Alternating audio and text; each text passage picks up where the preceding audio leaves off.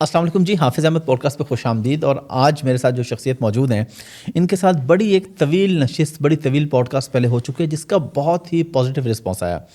میں ذاتی طور پہ بھی علامہ صاحب کو بڑا پسند کرتا ہوں، ان کو سنتا رہتا ہوں، اور میں اس بات پہ بڑا حیران تھا کہ بہت کم ایسا ہوتا ہے کہ کسی بھی مسلک کا کوئی بڑا عالم مخالف مسلک کے کسی بندے کو اجازت دے کہ جو سوال چاہو وہ کرو.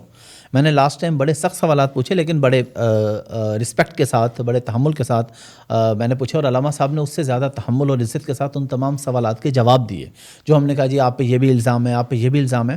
تو ایسے بہت کم لوگ ہیں جو بین المسالک ہم آہنگی، بین المذاہب ہم آہنگی کی بات کرتے ہیں، نفرتوں کی بات نہیں کرتے، مل بیٹھنے کی بات کرتے ہیں.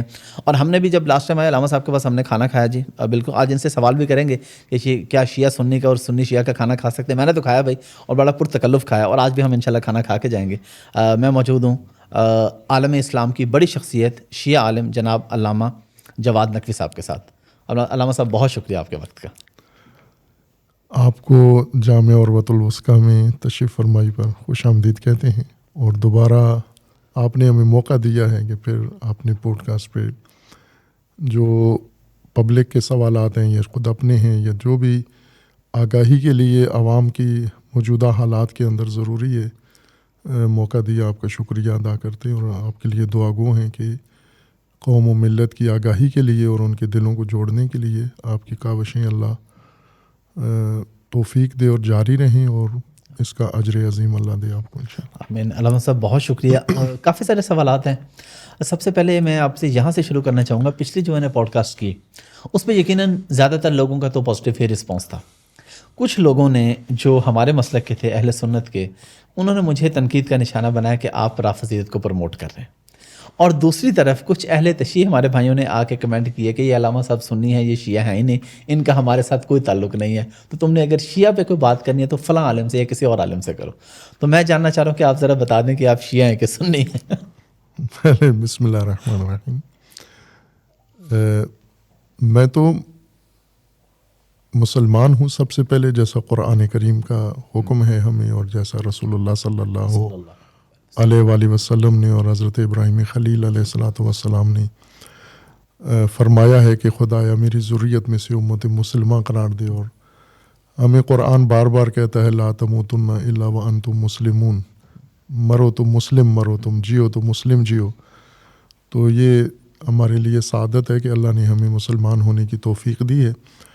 اور مسلمانوں میں بھی پھر ہمیں اللہ تبارک و تعالیٰ نے شیعہ سے مراد یعنی اہل البیت علیہ السلام کے پیروکار اور امیر المومنین علی ابن ابی طالب علیہ الصلاۃ والسلام کی پیروی کی توفیق دی ہے. اور جو مسلک خالص اہل البیت کا ہے، امیر المومنین کا ہے، وہ ہمیں اللہ تبارک و تعالیٰ نے اس کی ہدایت رہنمائی کی ہے. تو ہم اس پہ شکر گزار ہیں اللہ تبارک و تعالیٰ کے. اب لوگ جو ہمیں سمجھتے ہیں ذرا وہ تو لوگوں کی رائے ہو جاتی ہے. کچھ ممکن ہے ہمیں مسلم ہی نہ سمجھتے ہوں، کچھ ممکن ہے ہمیں شیعہ نہ سمجھتے ہوں، کچھ مسلم ہیں، کچھ ممکن ہے ہمیں مختلف لوگوں کی جتنی ذہنیتیں ہیں، آراء ہیں، اتنے ان کے اقوال ہیں. اب ہم ان کے ذہنوں میں تو جا کر نہیں صفائی کر سکتے، تو وہ تو خود ان کا اپنا فریضہ ہے. جس طرح سنیوں میں ہیں کہ دیوبندی ہیں، بریلوی ہیں، یا اہل حدیث اپنے آپ کو جو بھی اگر اہل سنت کہتے ہیں، تو اس طرح شیعہ میں بھی کوئی ڈفرینٹ مذاہب ہیں، ڈفرینٹ مسالک ہیں. شیعہ میں بھی ہیں اسی طرح سے. آگے ذیلی فرقے کہہ لیں یا شاخیں یا سوچ کا فرق ہے. کچھ بنیادی مسائل میں ہے اور کچھ فرعی مسائل میں ہے، اور کچھ رسوماتی پہلوؤں سے ہے، بنیادی مسائل میں نہیں ہے. مثلاً عقیدے کے لحاظ سے ہم دیکھیں تو کچھ ایسے لوگ ہیں جو اپنے آپ کو شیعہ کہتے ہیں اور ان کا اعتقاد اہل البیت علیہ السلام کے بارے میں، ائمہ اطہار علیہ السلام کے بارے میں وہ نہیں ہے جو عموماً شیعہ کا ہے، عام شیعہ یا مشہور شیعہ کا اعتقاد ہے. جیسے جو لوگ کہتے ہیں کہ ائمہ اطہار کو نعوذ باللہ اللہ کا درجہ دے دیتے ہیں، علی اللہ ہی جن کو کہا جاتا ہے، یا ائمہ اطہار کے ساتھ جل جلالہ کا نام لقب یا صفت استعمال کرتے ہیں. ایسے ہیں، پاکستان میں بھی ہیں، خطیب بھی ہیں، ذاکر بھی ہیں. تو یہ اپنے آپ کو شیعہ کہتے ہیں، لیکن یہ شیعہ کے اس میرٹ پر نہیں اترتے. یہ چونکہ شیعہ اس کو کہتے ہیں جو اللہ تبارک و تعالیٰ کی توحید کا معتقد ہو، جو رسول اللہ صلی اللہ علیہ وآلہ وسلم کی نبوت و خاتمیت کا اقرار کرتا ہو، اور جو اہل البیت علیہم السلام کے مقام و ولایت کا قائل ہو اس کو شیعہ کہتے ہیں. لیکن جو ائمہ اہل البیت کو امام نہیں اللہ مانتا ہے تو ظاہر ہے وہ مسلمان ہی نہیں ہے سرے سے, شیعہ ہونا تو دور کی بات ہے آگے. تو ایسے فرق ہیں, بعض فرعی مسائل میں ہیں, بعض جزئی مسائل میں ہیں, لیکن جس طرح اہل سنت میں ایک تفریق ہو گئی ہے کہ بریلوی مسلک ایک ٹائٹل کے ساتھ علیحدہ ہو گئے ہیں, اپنی پہچان بنا لی ہے. دیوبند مسلک نے اپنے ٹائٹل کے ساتھ ایک پہچان بنا لی ہے, اہل حدیث نے اسی طرح. ابھی تک شیعوں میں یہ کام نہیں ہوا, شیعوں میں سب شیعہ ہی کہلاتے ہیں, اور یہ بڑی الجھن ہے شیعوں کے اندر بھی اور باہر والوں کے لیے بھی, اہل سنت کے لیے بھی, کہ کس کو شیعہ کہیں ہم. یہ متضاد لوگ ہیں, متضاد فکر رکھتے ہیں اور سب شیعہ کہلاتے ہیں, تو وہ بھی کنفیوز ہوتے ہیں. تو میں تو یہ کہتا ہوں کہ اسی طرح ہو جانا چاہیے جیسے اہل سنت میں ٹائٹل کے ساتھ تفریق ہو گئی ہے علیحدہ علیحدہ. چونکہ مثلا غالی جو شرک کرتے ہیں وہ بھی شیعہ کہلائیں, اور جو توحید کے قائل ہیں وہ بھی اپنے آپ کو شیعہ کہلائیں, تو لوگ کنفیوز ہو جاتے ہیں کہ یہ تو وہ پھر جو موحدین ہیں ان کو بھی ایسا ہی سمجھتے ہیں. ایسی ایک تاثیر موجود ہے اس وقت. مثلا آپ چونکہ سوشل میڈیا میں ہیں اور مؤثر شخصیت ہیں, آپ کو زیادہ ان چیزوں سے سروکار رہتا ہے. مثلا میڈیا میں اکثر ممکن ہے میں نے آپ کی جو میرے ساتھ گفتگو ہوئی تھی اس کے پورا وقت نہیں ہوتا, میں کم سوشل میڈیا دیکھتا ہوں, 3-3.5 گھنٹے کی تو پوڈکاسٹ. ہاں, نیچے جنی کمنٹس جو آئے اس میں یقیناً یہ آئے ہوں گے کہ یہ تو فلاں کو بھی نہیں مانتے, یہ تو فلاں کو بھی نہیں مانتے, اس طرح کی. اب ظاہر ہے کہ ان کے ذہنوں میں یہی بیٹھا ہوا ہے کہ اگر کسی جگہ پر انہوں نے کسی شیعہ کہلانے والے شخص سے, ذاکر خطیب سے کوئی بات سنی ہے تو وہ سمجھتے ہیں کہ شیعہ علماء فقہا بھی ایسی ہی سوچ رکھتے ہیں. تو اس وجہ سے میں کہتا ہوں کہ یہ تفریق ہو جانی چاہیے کہ شیعہ کے اندر ذیلی شاخیں کتنی ہیں, سب شیعہ کہلائیں گے, غلط کون ہے, سب شیعہ کہلائیں گے تو وہ کنفیوژن رہے گی. میں اس کو مثال دے کے پہلے بیان کیا ہے کہ گھن اور گندم کو الگ ہو جانا چاہیے. ٹھیک ہے, ہاں, اس کو ایک ساتھ وزن بڑھانے کے لیے دونوں کو اکٹھا نہ رکھیں, یہ تفریق ہو جانی چاہیے. بالکل ٹھیک ہے. تو علامہ صاحب تھوڑا سا یہ بتائیے گا کہ کیا شیعہ سنی کا یا سنی شیعہ کا کھانا کھا سکتا ہے یا ساتھ بیٹھ کے کھانا کھا سکتے ہیں؟ بالکل کھا سکتے ہیں, جو دونوں مسلمان ہیں. مسلمان کی ڈیفینیشن جو ہے, چونکہ کھانا کھانا یا باقی سوشل اشتراک اپنی زندگی کا, تو اس میں تو جو معیار رکھا گیا نا وہ یہ مسلم ہے. اور مسلم سے مراد جو اللہ تبارک و تعالیٰ کی توحید کا اقرار کرتا ہے, جو ایک قبلہ کی طرف رخ کر کے نماز ادا کرتے ہیں, جو رسول اللہ صلی اللہ علیہ وآلہ وسلم کی نبوت و خاتمیت کو مانتے ہیں, اور جو قیامت پر ایمان رکھتے ہیں, تو وہ مسلم ہے. اب عملاً پریکٹیکلی یہ ہو سکتے ہیں کچھ با عمل ہوں, کچھ کم عمل ہوں, کچھ با علم ہوں, کچھ کم علم ہوں, یہ فرق رہے گا. لیکن جو بنیادی طور پر مسلمان کے زمرے میں انسان آ جاتا ہے تو وہ مسلم ہے. اور کھانے کے لیے تو اہل کتاب کا بھی کھانا آپ کھا سکتے ہیں. قرآن میں بھی ان کے تائید میں آیت موجود ہے, اور ہمارے فقہا بھی بہت سارے اہل کتاب کو کہتے ہیں کہ ان کا کھانا پاک ہے اور حلال ہے اور کھا سکتے ہیں آپ. تو شیعہ سنی تو ہیں ہی, مسلمان ہیں یہ تو. ٹھیک ہے, اب آتے ہیں تھوڑا سا اسی سے آگے جو نکاح کی بات ہے. شیعہ اور سنی کی آپس میں شادی ہو سکتی ہے؟ میں اس سوال کو تھوڑا مزید ڈیٹیل میں بھی جاننا چاہ رہا ہوں کہ اگر کوئی پہلے شیعہ ہے اور بعد میں سنی ہو جاتا ہے تو کیا اس کا نکاح برقرار رہے گا؟ اور اگر کوئی پہلے سنی ہے اور بعد میں شیعہ ہوتا ہے تو کیا اس کو نکاح دوبارہ پڑھوانا پڑے گا اپنا؟ شیعہ سنی نکاح ہو سکتا ہے, یعنی یہ تو ہوا ہے. آپ اگر سروے کریں پاکستان میں بہت سارے, لیکن میں پبلک اویئرنیس کے لیے یہ سوال کر رہا ہوں. مجھے تو لاکھوں فیملیز ایسی ہیں جن میں ایک فریق شیعہ ہے, ایک فریق سنی ہے. مثلا یا شوہر شیعہ ہے, بیوی سنی, اور بڑے بڑے خاندانوں میں, معروف خاندانوں, بلکہ علماء کے خاندانوں میں کہ یہ موجود ہے. اور یہ ایک پاکستان کا حسن ہے کہ باوجود اس کے کہ یہاں پر فرقہ واریت کو زیادہ ہوا دی گئی ہے, لیکن اس کے باوجود یہ رشتے لینا دینا یہ نہیں رکا. ابھی بھی اس وقت بھی ہوتا ہے. مثلا ہمارا اپنے سٹاف میں, ہمارے مدرسے میں ایسے لوگ ہیں جو وہ آ کے باقاعدہ بتاتے ہیں کہ مثلا ہمارا اہل سنت کے گھر میں رشتہ ہونے جا رہا ہے, میں کہتا ہوں ٹھیک ہے، اس میں کیا حرج ہے. یا ایک سنی ہے وہ شیعہ کے گھر میں، چونکہ برادریاں ہیں نا آپس میں، مسلک تو بعد میں بنتے رہے ہیں آپس میں، یا مسلکی طور پر لوگ تبدیل ہوتے رہے ہیں، لیکن پاکستان میں شادیوں کی جو بنیاد ہے وہ برادری ہے آپس میں. اگر ایک برادری کے افراد ہیں تو وہ یہ نہیں دیکھتے یہ شیعہ سنی ہیں، وہ یہ دیکھتے ہیں برادری کا رشتہ ہے تو کر لیتے ہیں، اور کرنا چاہیے ان کو. اس سے زیادہ قربت بڑھتی ہے، دوریاں ختم ہوتی ہیں. اور کئی خاندان ایسے ہیں جن میں ہزاروں نہیں لاکھوں خاندان ہیں جو شیعہ سنی آپس میں رشتے میں منسلک ہیں. تو جو چیز ہوئی ہے اس کے بارے میں تو سوال اٹھانا ہی نہیں چاہیے کہ یہ ہو سکتی ہے یا نہیں ہو سکتی. بالکل ٹھیک ہے.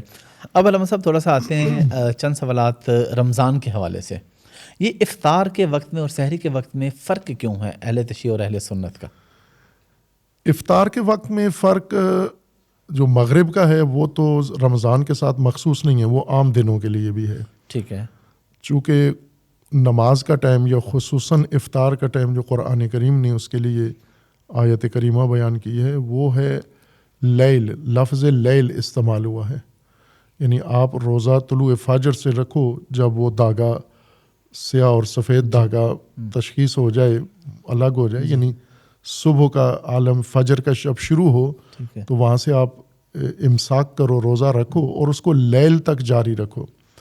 لیل اور غروب میں فرق ہے، لغت میں بھی فرق ہے، اصطلاح میں بھی فرق ہے، اور پریکٹیکلی بھی فرق ہے. پریکٹیکلی بھی فرق ہے. تو چونکہ قرآن میں جو لفظ استعمال ہوا ہے وہ اتم الصیام الی اللیل، لیل تک آپ نے روزہ ختم کرنا ہے جا کے. تو شیعہ کا یہ کہنا ہے کہ لیل کا جب عمل شروع ہو تو آپ نے روزہ افطار کرنا ہے، اور یہی نماز کا بھی یہی وقت وہ قرار دیتے ہیں پورا سال. لہٰذا آپ دیکھیں کہ شیعہ کی اذان 10 منٹ بعد ہوتی ہے، اہل سنت کی وہ اسی فرق کے ساتھ ہوتی ہے کہ لیل کا عمل یہ ہے کہ مشرق سے جہاں سے سورج نکلتا ہے اور مغرب میں سورج ڈوبتا ہے، تو سورج ڈوبتے ہوئے سورج ڈوبنے کے وقت مشرق اور مغرب دونوں میں سرخی ہوتی ہے افق پر، اور لیل اس وقت شروع ہوتی ہے جب مشرقی سرخی ختم ہو جائے. اگر مشرق میں بھی ابھی سرخی موجود ہے، مغرب والی تو دیر تک ختم ہوتی ہے، لیکن مشرقی سرخی اگر قائم ہے تو اس کا مطلب ہے ابھی لیل نہیں، غروب ہو گیا ہے لیکن لیل نہیں ہوئی. لیل اس وقت ہوتی ہے کہ جب مشرق سے سرخی ختم ہوتے ہوئے وہ سایہ، سیاہ سایہ اندھیرا وہ آپ کے سر تک پہنچائے، تو یہ لیل کا عمل ہے کہ آپ کے افق میں لیل کا آغاز ہو گیا ہے. تو وہاں تک نماز بھی اس وقت پڑھنی ہے آپ نے اور روزہ بھی اس وقت افطار کرنا ہے. لیکن جو سحری میں فرق ہے، سحر کے وقت، روزہ رکھنے کے وقت اہل سنت شیعہ پہلے روزہ بند کر لیتے ہیں، سنی بعد میں. یہ کوئی فرق نہیں ہے، شرعی طور پر دونوں کا ایک ہی وقت ہے، اور وہ ہے طلوع فجر. طلوع فجر سے پہلے آپ روزہ بند کر لیں. احتیاط کے طور پر، محض احتیاط کے طور پر، چونکہ وقت کی تشخیص پہلے بھی آج بھی مشکل ہوتی ہے. آج تو لوگ گھڑی دیکھ کے روزہ رکھتے ہیں، لیکن پہلے زمانے میں اس روشنی اور سیاہی دیکھ کر کرتے تھے. تو احتیاطاً یہ کہا گیا ہے کہ فجر سے چند منٹ پہلے آپ کھانا پینا چھوڑ دیں، تاکہ آپ کو یقین ہو جائے کہ میں نے وقت کے اندر اندر روزہ بند کر لیا ہے. اور یہ نہ ہو کہ آپ اس گمان میں بیٹھے رہیں کہ ابھی وقت شروع نہیں ہوا جبکہ وقت شروع ہو گیا ہو. تو اس احتیاط کی وجہ سے انہیں کہا گیا کہ پہلے وقت آپ نے پہلے تھوڑا سا شروع کرنا. یہ احتیاط ہے. اگر کوئی کرتا ہے تو ظاہر ہے بہتر ہے، احتیاط ہر جگہ بہتر ہوتی ہے. لیکن اگر کوئی نہیں کرتا احتیاط، بالکل عین فجر کے وقت ہی روزہ بند کرتا ہے، تو بھی ٹھیک ہے. احتیاطاً وہ احتیاطی عمل ہے.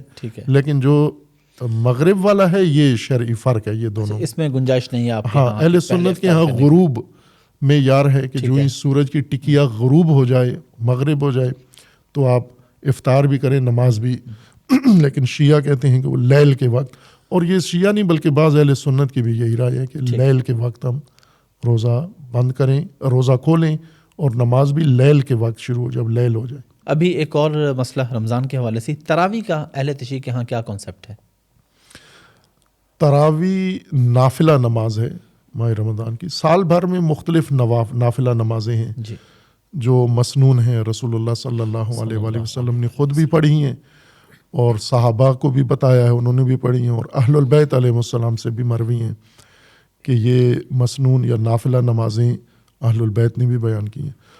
اس میں خصوصیت کے ساتھ ماہ مبارک رمضان کی نافلہ نمازیں زیادہ ہیں باقی ایام سال سے. تو یہ نافلہ نمازوں میں یا جنہیں ہم مستحب کہتے ہیں فقہی اصطلاح میں، ان میں حکم یہ ہے کہ آپ نافلہ نماز پڑھیں لیکن اس کو باجماعت نہیں پڑھ سکتے آپ. ٹھیک ہے. ہاں، یہ مشروع نہیں ہے، جائز نہیں، چونکہ رسول اللہ صلی اللہ علیہ وآلہ وسلم نے کوئی نماز مستحب باجماعت نہیں پڑھائی اور نہ حکم دیا ہے. واجب نمازوں میں جماعت ہوتی ہے، نافلہ میں نماز جماعت نہیں ہوتی. یہ فرق ہے اس میں. ورنہ یہ مستحب نمازیں شیعہ میں بھی ہیں، اہل سنت میں بھی ہیں. شیعہ میں انفرادی پڑھنی ہے، اچھا، باقاعدہ تراویح کا اہتمام نہیں ہوتا جماعت کے ساتھ نہیں پڑھنی. ٹھیک ہے. لیکن اہل سنت کے ہاں یہ رواج ہے کہ وہ جماعت کے ساتھ پڑھ لیں. تو انفرادی بھی جب اہل تشیع پڑھتے ہیں تو انفرادی کتنے پڑھتے ہیں؟ 8 اور 20 کا جو اہل سنت میں مسئلہ ہے. اس میں مختلف ہیں. ایک تو ہر دن کی مختلف نمازیں، مثلا پہلی لیل کی، دوسری کی، تیسری کی، جو ہماری کتب عبادات کے اندر مندرج ہیں. علماء فقہا نے لکھا ہوا ہے کہ اس رات کو اتنی مستحب نمازیں ہیں، اس رات کو اتنی ہیں. ٹھیک ہے. کچھ روزانہ کی ہیں، جیسے دعائیں ہیں، ہر دن کی اور ہر رات کی الگ الگ دعا بھی ہے، اور ایک پورے ماہ مبارک رمضان کی مشترکہ دعا بھی ہے کہ آپ یہ سارا مہینہ واجب نمازوں کے بعد یہ دعا آپ نے پڑھنی ہے. تو اس طرح نمازیں بھی ہیں کہ کچھ جو ہیں کو ہر لیل کو آپ نے پڑھنی ہے. جیسے 100 رکعت نماز ہے، یہ ہر لیل کو آپ نے پڑھنی ہے. مستحبات میں ہے، ٹھیک ہے. اگر پڑھ سکتے ہیں تو ہر رات کو ماہ مبارک رمضان کی رات کو 100 رکعت نافلہ نماز ذکر کی گئی ہے. یہ ہر دن کی مخصوص نمازوں سے الگ بھی ہے. اب جو لوگ عبادت کا شوق رکھتے ہیں، محبت رکھتے ہیں، تو وہ پڑھتے ہیں، لیکن عموماً لوگ تھکے ہوتے ہیں، نہیں پڑھتے ماہ رمضان میں. اب اہل سنت میں یہ ہے کہ ان کو باجماعت قرار دیا گیا ہے اور تاکید کی گئی ہے، اور اس کے ترک کو گناہ سمجھا گیا ہے. اہل تشیع کے ہاں گناہ نہیں ہے. یعنی اگر نافلہ نماز آپ نے پڑھ لی تو پڑھ لی، ٹھیک ہے، اگر ترک کر دی تو جرم نہیں ہے، گناہ نہیں ہے. ٹھیک ہے. اور اہل تشیع کی عید کس طرح کی ہوتی ہے؟ عید کی نماز کا وقت کیا ہوتا ہے اہل تشیع کا، اور نماز ادا کرنے کا طریقہ کیا ہوتا ہے؟ اہل تشیع کی نماز عید اہل سنت ہی کی طرح ہے. ٹھیک ہے. جس طرح رسول اللہ صلی اللہ علیہ وآلہ وسلم نے اقامہ فرمائی نماز عید، اسی طرح سے ہے. جزوی فرق ہوتا ہے، تکبیرات کا فرق ہے یا کچھ دعاؤں کا فرق ہے، باقی کیفیت اسی طرح ہے. 2 رکعت نماز صبح جیسے ہوتی ہے، اسی طرح سے نماز عید بھی 2 رکعت نماز ہے. اور اس میں شیعہ میں مستحب یہ ہے کہ آپ نماز عید میں مستحب دعائیں پڑھنی ہیں، قنوت پڑھنے ہیں. دعائیں قنوت ہے آپ نے کہ پہلی رکعت میں 5 قنوت پڑھنے ہیں، دوسری رکعت میں آپ نے 4 قنوت پڑھنے ہیں، اور پھر رکوع اور سجود اور سلام. جیسے نماز صبح ہوتی ہے اسی طرح نماز عید بھی ہوتی ہے. لیکن ایک اور جو بنیادی فرق ہے شیعہ اور سنی میں، شاید آپ کے مد نظر وہ سوال میں وہ چیز نہیں ہوگی، لیکن میں وضاحت کر دوں. وہ یہ ہے کہ شیعہ مشہور شہرت یہ ہے شیعہ کے فقہا کے ہاں کہ نماز عید امام مہدی علیہ السلام کی غیبت کے زمانے میں، جیسا یہ جاری زمانہ ہمارا، شیعہ کے نزدیک یہ غیبت امام کا زمانہ ہے. یعنی امام حاضر نہیں ہے، غائب ہیں. ٹھیک ہے. تو امام کی غیبت کے زمانے میں نماز عید واجب نہیں ہے. یہ مشہور فقہا کی، یہ اکثر فقہا کی یہ رائے ہے. ٹھیک ہے. لیکن کچھ ایسے ہمارے فقہا ہیں، پہلے بھی تھے ابھی بھی ہیں، جن کی یہ رائے ہے کہ فرق نہیں پڑتا، امام حاضر ہوں یا امام حاضر نہ ہو، دونوں صورتوں میں واجب ہے. جیسے عہد رسول اللہ میں یہ واجب تھی، ابھی بھی واجب ہے یہ نماز. تو یہ ایک فرق ہے. باقی وقت نماز ایک ہی ہے دونوں کا، کہ جو ہی نماز عید فطر کا بھی اور عید قربان کا بھی ایک ہی وقت ہے جو اہل سنت میں ہے، اور کہ سورج نکلنے کے بعد آپ نے اس وقت کے اندر، یا قربانی کے احکام تقریباً ملتے جلتے ہیں، اس میں کوئی زیادہ فرق نہیں ہے. علامہ صاحب مجھے ایک شعر یاد آیا، میں اصل میں آپ سے سوال ہی کرنے والا تھا، تو میں نے کہا اس سے پہلے وضاحت آپ کو دے دوں. شعر ہے کہ حضور حسن کسے طاقت سوال و جواب، تیرے کرم نے میرے حوصلے بڑھائے ہیں. ماشاءاللہ. تو میں اس لیے ذرا کھل کے سوال کر رہا ہوں کیونکہ آپ جواب دیتے ہیں ماشاءاللہ. اور لاسٹ ٹائم بھی لوگوں کو بھی بڑی حیرت ہوئی کہ علامہ صاحب نے آپ کو اجازت کیسے دے دی، آپ نے اتنے اسٹریٹ فارورڈ ان سے سوال کر لیے. میں نے کہا جی انہوں نے اجازت دے دی، میں نے پوچھ لیے. ایک اور سوال یہی ہے کہ کچھ لوگ یہ تنقید کرتے ہیں کہ اہل تشیع میں سید بہت زیادہ ہیں، وہ کہتے ہیں جی اتنے سید تو سعودی عرب میں یا عرب ممالک میں نہیں ہوں گے جتنے پاکستان میں سید ہیں. تو یہ کیا معاملہ ہے؟ پاکستان میں کیا ہر شیعہ سید ہے، یا جو سید ہیں تو وہ کہاں سے ہیں، پاکستان کب آئے یا بر صغیر میں کب آئے؟ خوب اس کے کئی پہلو ہیں. کچھ تو تاریخی پہلو ہے کہ اس وقت سعودی عرب میں سید نہیں ہیں. میرے خیال میں جو ہیں ان پر تعجب ہونا چاہیے کہ وہ ابھی تک کیوں ہیں وہاں پر. ٹھیک ہے. جس طرح کے شیعوں کے ساتھ رویہ ہے عرب حکومتوں کا تاریخ میں رہا ہے، جیسے بنو امیہ نے تو باقاعدہ ایک سرکاری طور پہ ایک نوٹیفیکیشن کے ساتھ سیدوں کا قتل عام شروع کروایا، علوی اولاد امیر المومنین کو. اور وہ حجاج ابن یوسف اور وہ سارے کردار اگر آپ تاریخ میں نگاہ کریں تو یہ بھاگے وہاں سے اصل جان بچانے کے لیے سید. پہلے حجاز کے علاقے سے، چونکہ یہ ان کا گڑھ ہوتا تھا، وہاں سے بھاگ کے دوسرے خطوں میں گئے. پھر وہاں بھی جب بنو امیہ کی قلم رو پھیلی تو یہ بھاگ کے پھر باقی علاقوں میں، دور دراز علاقوں میں گئے. تو ایک تو تاریخی پس منظر یہ ہے کہ یہ اس زمانے کے ستائے ہوئے لوگ تھے جو اپنی جان بچانے کے لیے جہاں راستہ ملا یہ وہاں نکل گئے. یہ ایک تاریخی پہلو ہے مسئلے کا. دوسرا پہلو یہ ہے کہ سادات، اب عرب دنیا میں چلے جائیں تو سادات نارمل لوگ ہی ہیں، باقی لوگوں کی طرح ہی ہیں، غیر سادات کی طرح ہیں. اسٹیٹس کے لحاظ سے ان کو کوئی خاص پروٹوکول نہیں ہے وہاں پر. سید کو ہاشمی کہتے ہیں عرب دنیا میں. ہاشمی ہے، غیر ہاشمی ہے تو یوں نہیں کہ وہ ہاشمی آ جائے تو باقی عرب اٹھ کے کھڑے ہو جاتے ہیں یا اس کے پاؤں کو، گھوڑے کو ہاتھ نہیں لگاتے. وہ عام لوگوں کی طرح ہی ہیں، لیکن یہ ہے کہ ان کو یہ مانتے ہیں کہ یہ نسب کے لحاظ سے سید ہیں، ہاشمی ہیں. ٹھیک ہے. یا شریف کہتے ہیں. مثلا پہلے جو ایک نام معروف تھا سعودی عرب میں اور عراق میں سادات کے لیے وہ شرفا تھا. شرفا کا مطلب یعنی اولاد نبی اکرم صلی اللہ علیہ وسلم. لیکن یہ ایک برتر نسب تھا، یہ ایک شریف نسب تھا، لیکن عملی زندگی میں کوئی پروٹوکول نہیں تھا. یہ نہیں تھا کہ سیدوں کو لوگ نذرانے دیتے تھے یا اس طرح کا نہیں تھا. یہ بر صغیر میں یہ بنا ہے یہ ماحول کہ سادات کو ایک احترام ملا ہے بہت زیادہ. پہلے سے جو ہندوستان میں موجود جمعیتیں تھیں وہ مسلمان ہونے سے پہلے بھی وہ کرتی تھیں، ان کے اندر یہ فرق تھا. اور جب مسلمان ہوئے تو سادات کو ایک زیادہ احترام دیا گیا یہاں پر. اور ظاہر ہے کہ جب سادات کو احترام دیا گیا باقی نسب کی نسبت، تو پھر ظاہر ہے کچھ لوگ ایسے ہوتے ہیں جنہیں وہ مفادات جو سادات کو ملے ہیں وہ چاہیے، ان کو وہ پروٹوکول چاہیے، وہ سٹیٹس چاہیے. تو پھر سادات بننا بھی شروع ہوئے بہت سارے لوگ ایسے. تو میں عموماً کہتا ہوں کہ یہ سارے سادات ہیں. کچھ لوکل سادات ہیں، کچھ مہاجر سادات ہیں، کچھ تو مدینے سے آئے ہیں، کچھ ضرورت کے تحت یہیں پہ بن گئے. تو اب ظاہر ہے کہ ان کے لیے کوئی معیار ہونا چاہیے، حتماً ہونا چاہیے، چونکہ بر صغیر میں سادات کو وہ حیثیت نہیں ہے جو عرب دنیا میں. یہاں سادات کا بڑا مقام ہے، احترام ہے، عزت ہے. اور اس لحاظ سے یہاں زیادہ سختی ہونی چاہیے سید ہونے کے معیار پر کہ سید ہے بھی کہ نہیں. وہ ایک ضمناً بات یاد ہے کہ ایک لطیفہ صحیح ہے. 2 آدمیوں کا جھگڑا ہو گیا، انہوں نے کہا جی سید کون ہے؟ تو وہ جب پیش ہوئے تو انہوں نے کہا کہ جی گواہ لاؤ. اس نے کہا جی میں گواہ لے کے آتا ہوں. وہ گواہ ایک بندہ لے کے آئے، 2 بندے لے کے. انہوں نے کہا جی بتائیں کون ہے صحیح سید؟ انہوں نے کہا ان کا تو مجھے پتہ نہیں، یہ میرے سامنے سید ہوں، ان کی گواہی دیتا ہوں. یہ میرے سامنے پہلے کچھ اور تھے، یہ تو میرے سامنے سید بنے. تو ایسے واقعات تو موجود ہے پاکستان میں. ہاں، تو جو نسبی سید ہیں جن کے پاس ثبوت پروف شجرہ ہے سارا، تو وہ حقدار ہیں سید کہلائیں. اور جو سید کا احترام ہے وہ ان کو ملنا چاہیے، احترام بھی ملنا چاہیے. بالکل. لیکن ان کی دیکھا دیکھی جب انہیں احترام ملا ہے تو دوسروں نے کہا کہ ہم کیوں پیچھے ہوں. انہوں نے کاروبار بنا لیا. تو یہ ہو گیا، یہ مخلوط ہو گئے ہیں سید، الگ کرنا پڑیں گے. یہ ایک اور سوال اہل بیت اطہار کے بارے میں. کیا شیعہ کا یہ عقیدہ ہے کہ وہ معصوم ہیں، ان سے کوئی گناہ سرزد نہیں ہوا یا نہیں ہو سکتا؟ مطلب جو ظاہری بات ہے، میں جو گزر گئے وہ بھی تو موجود نہیں ہے.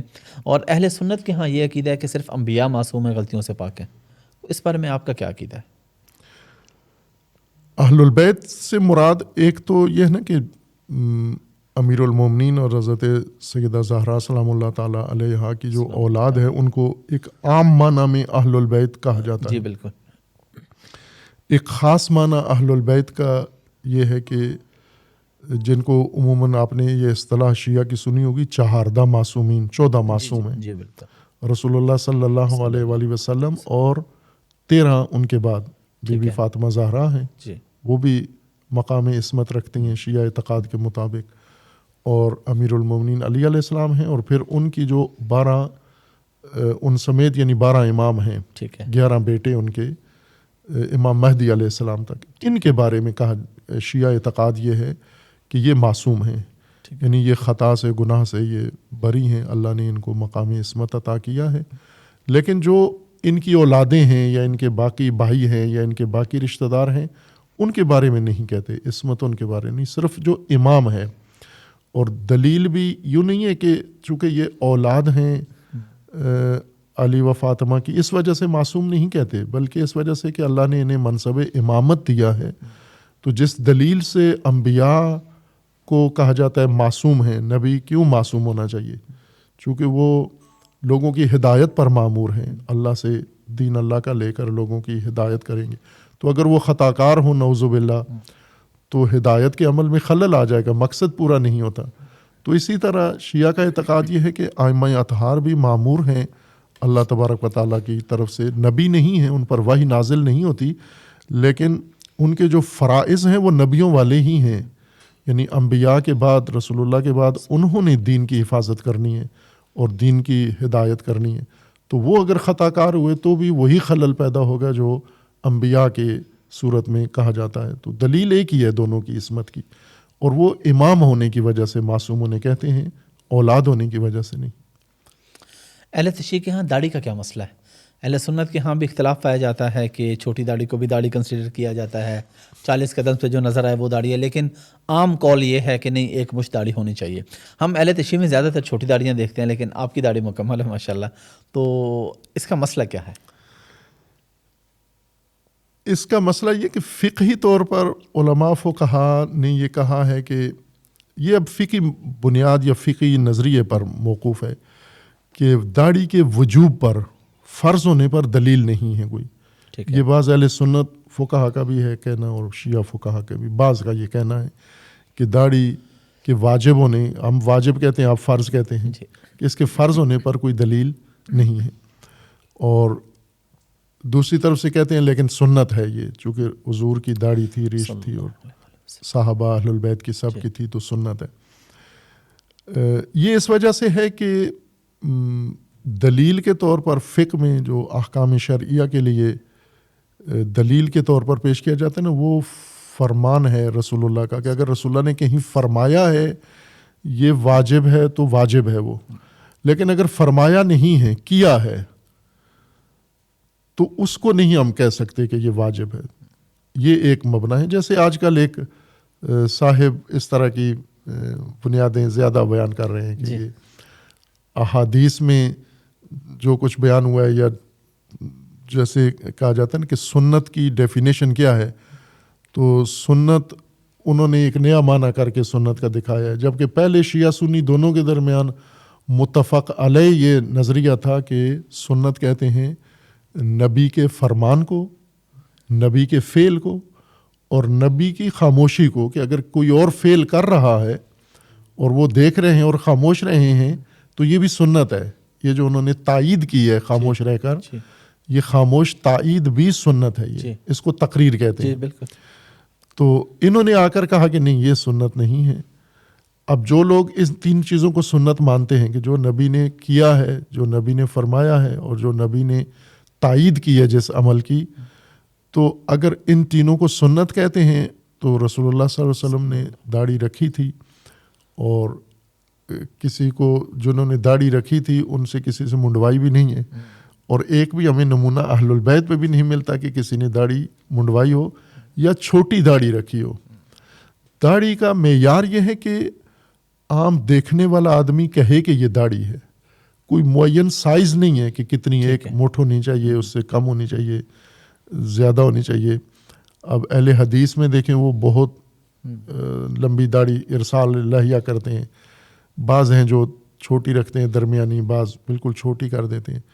تو یہ ایک متاخر زمانے میں یہ پہچان بن گئی ہے کہ شیعہ کی چھوٹی داڑھی ہوگی، دیوبندی کی درمیانی ہوگی اور اہل حدیث کی لمبی ہوگی. یہ ہمارے اپنے داڑھی کے سائز ہے جو ہم نے فرقوں کے لحاظ سے بنا لی ہے. شریعت میں یہ ہے کہ داڑھی ہونی چاہیے اور اتنی ہونی چاہیے کہ عام دیکھنے والا کہے کہ یہ داڑھی ہے. وہ یہ نہ کہ شیپ ہوئی ہے یا چند. اور اگر زیادہ تسلی کرنا چاہتا ہے تو داڑھی اتنی ہونی چاہیے جتنی رسول اللہ صلی اللہ علیہ وآلہ وسلم کی اور جتنی اہل البیت علیہ السلام کی جو داڑھی تھی. تو پھر مطابقت ہو جاتی ہے انسان کی عمل کے ساتھ. ابھی چند دن پہلے ایک میں اپنے گفتگو میں لیکچر میں یہ کہا تھا, شاید اسی ہفتے میں ہی کہا تھا, کہ ہم اہل البیت کے پیروکاروں کو دیکھیں, صحابہ کے پیروکار اور اہل البیت کے پیروکاروں کو دیکھیں تو یہ عملی تصویر نظر نہیں آتے اہل البیت کی. میں نے مثال دی, مثلا سکھوں کو دیکھیں, یہ اپنے پیشوا کی عملی تصویر نظر آتے ہیں. شکل بھی ایسی ہوتی ہے, ان کا حلیہ بھی وہی ہوتا ہے, ان کا زندگی کا انداز بھی وہی ہوتا ہے سکھوں کا. یہ اپنے پیشوا کی عملی تصویر ہوتے ہیں. مثلا کسی بھی سکھ کو دیکھیں, ساتھ گرو نانک کی تصویر رکھیں تو فرق کرنا مشکل ہو جاتا ہے کہ ان میں پیشوا کون ہے اور پسوا کون ہے. دونوں ایک جیسے لگتے ہیں. لیکن صحابہ کے پیروکار دیکھیں اور صحابہ کی تصویر ساتھ رکھیں تو یہ نہیں, ان سے ملتے جلتے نہیں لگتے. اور اسی طرح اہل البیت کے پیروکار دیکھیں اور اہل البیت کے شخصیات کو دیکھیں تو ملتے جلتے نہیں ہوتے. چونکہ اہل البیت کی جو سیرت کتب کے اندر بیان کی گئی ہے وہ یہ ہے کہ وہ حلیہ بھی ان کا بہت ہی اعلیٰ حلیہ رسول اللہ صلی اللہ علیہ وآلہ وسلم والا حلیہ تھا, اور ان کا انداز زندگی بھی رسول اللہ صلی اللہ علیہ وآلہ وسلم والا تھا. تو اب ان کے پیروکار کا بھی ویسے ہی ہونا چاہیے, حلیہ بھی وہی ہونا چاہیے اور ان کا انداز زندگی بھی وہی ہونا چاہیے. قانون تو یہ ہے, قاعدہ یہ ہے, لیکن انہوں نے اپنے لیے راستے نکال لیے ہیں. فقہا نے مدد کی ہے ان کی کہ یہ دلیل کوئی نہیں ہے, اس کے اوپر آیت نازل نہیں ہوئی, نص نہیں ہے. نص سے بڑی ثبوت ہے کہ رسول اللہ کی سیرت موجود ہے, اس سے بڑی نص اور کیا چاہیے کہ حضور نے یہ کیا ہے. بے شک. اور تو پھر ہمیں اسی طرح ہونا چاہیے, وہی تصویر بننا چاہیے ہمیں عملی طور پر. بالکل ٹھیک ہے. ابھی جب میں آپ کی طرف آ رہا تھا تو باہر کی دیوار پہ ڈفرینٹ اقوال وہاں پہ آپ نے لکھوائے ہوئے ہیں.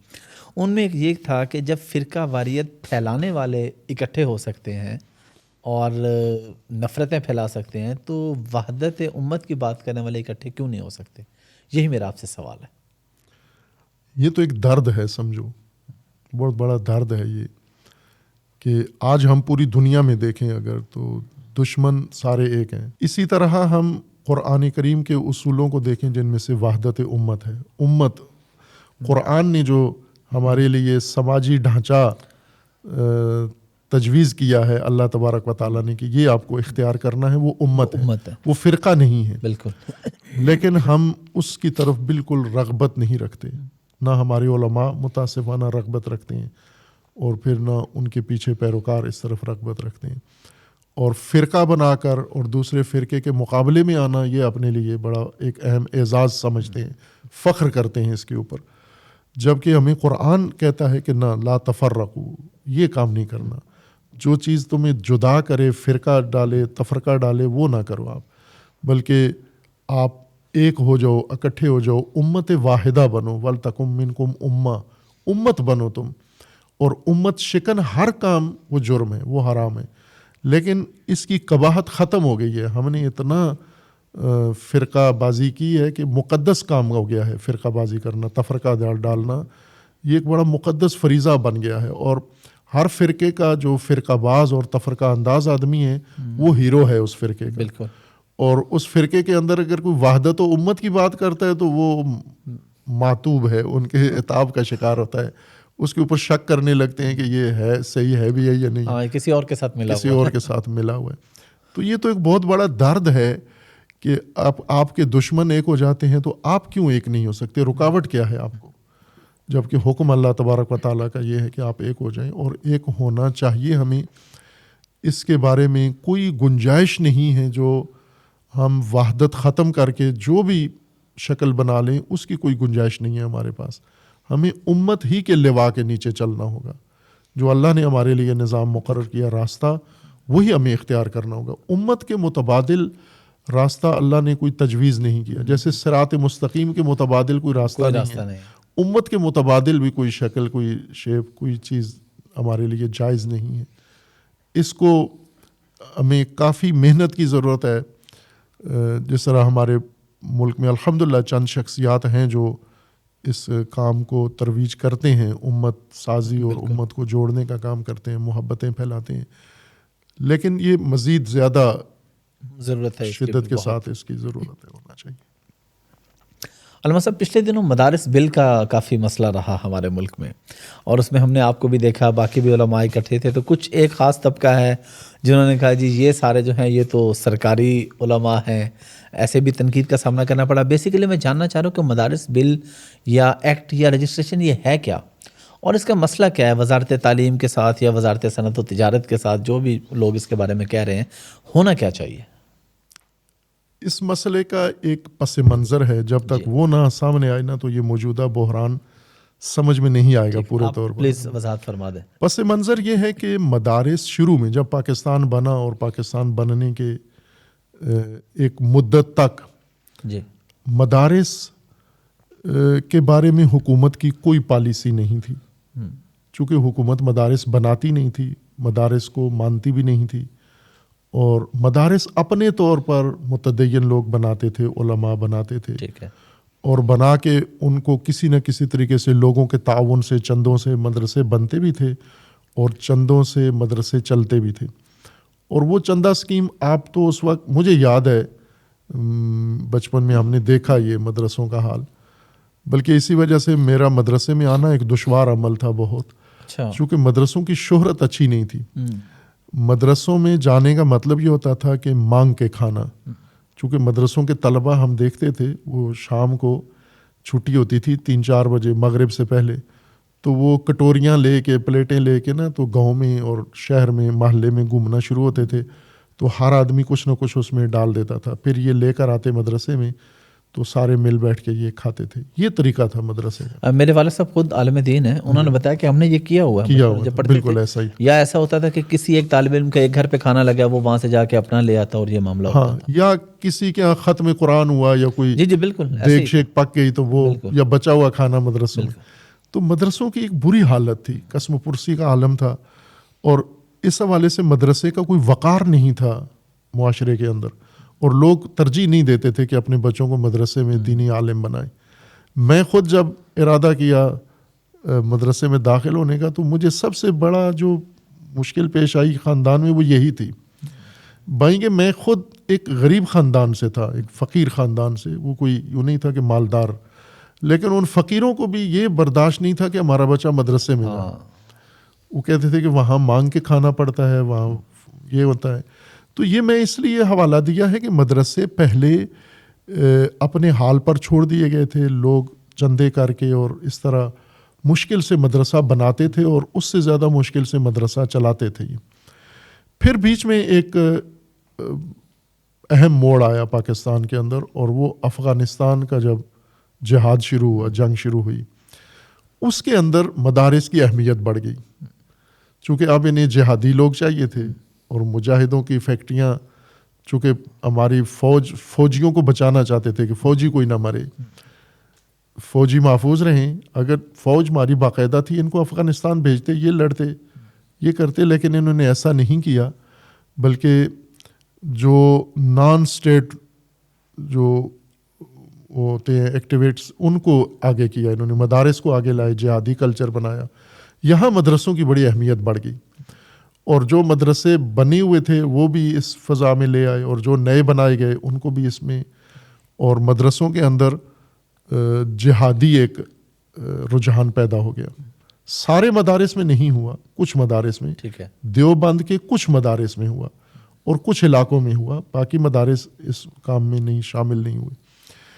اب ظاہر ہے کہ مدارس کو بھی بڑا فائدہ ملا اس سے, ان کو بلڈنگیں بننا شروع ہو گئیں, ان کو فنڈز ملنا شروع ہو گئے, اور مدارس کے جو طلاب تھے ٹرین ہو کے وہ باقاعدہ آگے, ایک اہمیت ان کی بڑی بڑھ گئی, مالی مادی مانوی سارے فائدے ان کو ملنا شروع ہوئے. اور یہ عمل کئی سالوں تک جاری رہا.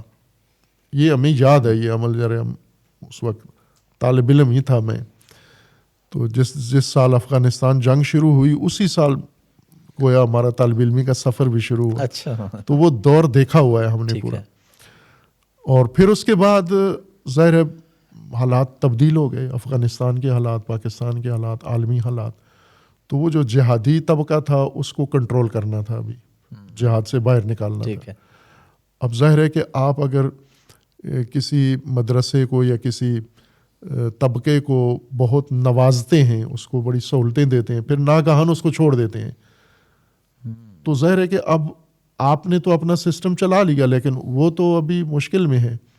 لہٰذا ان کے لیے ایک بڑا بحران پیدا ہو گیا کہ اب وہ کیا کرے، وہ مجاہدین یا وہ طبقہ مسلح لوگ، عسکری لوگ جو تھے. تو حکومت نے جب ان کو اپنے حال پہ چھوڑ دیا یا ان کے باقی جو سپورٹرز تھے انہوں نے چھوڑ دیا، تو انہوں نے خود سے اپنے سیٹ اپ بنانا شروع کر دیے. ٹھیک ہے، سیل بنا کے تو انہوں نے خود سے اپنی ظاہر ہے کوئی روزگار تو ان کو چاہیے تھا، کوئی وجود اپنا قائم رکھنا تھا.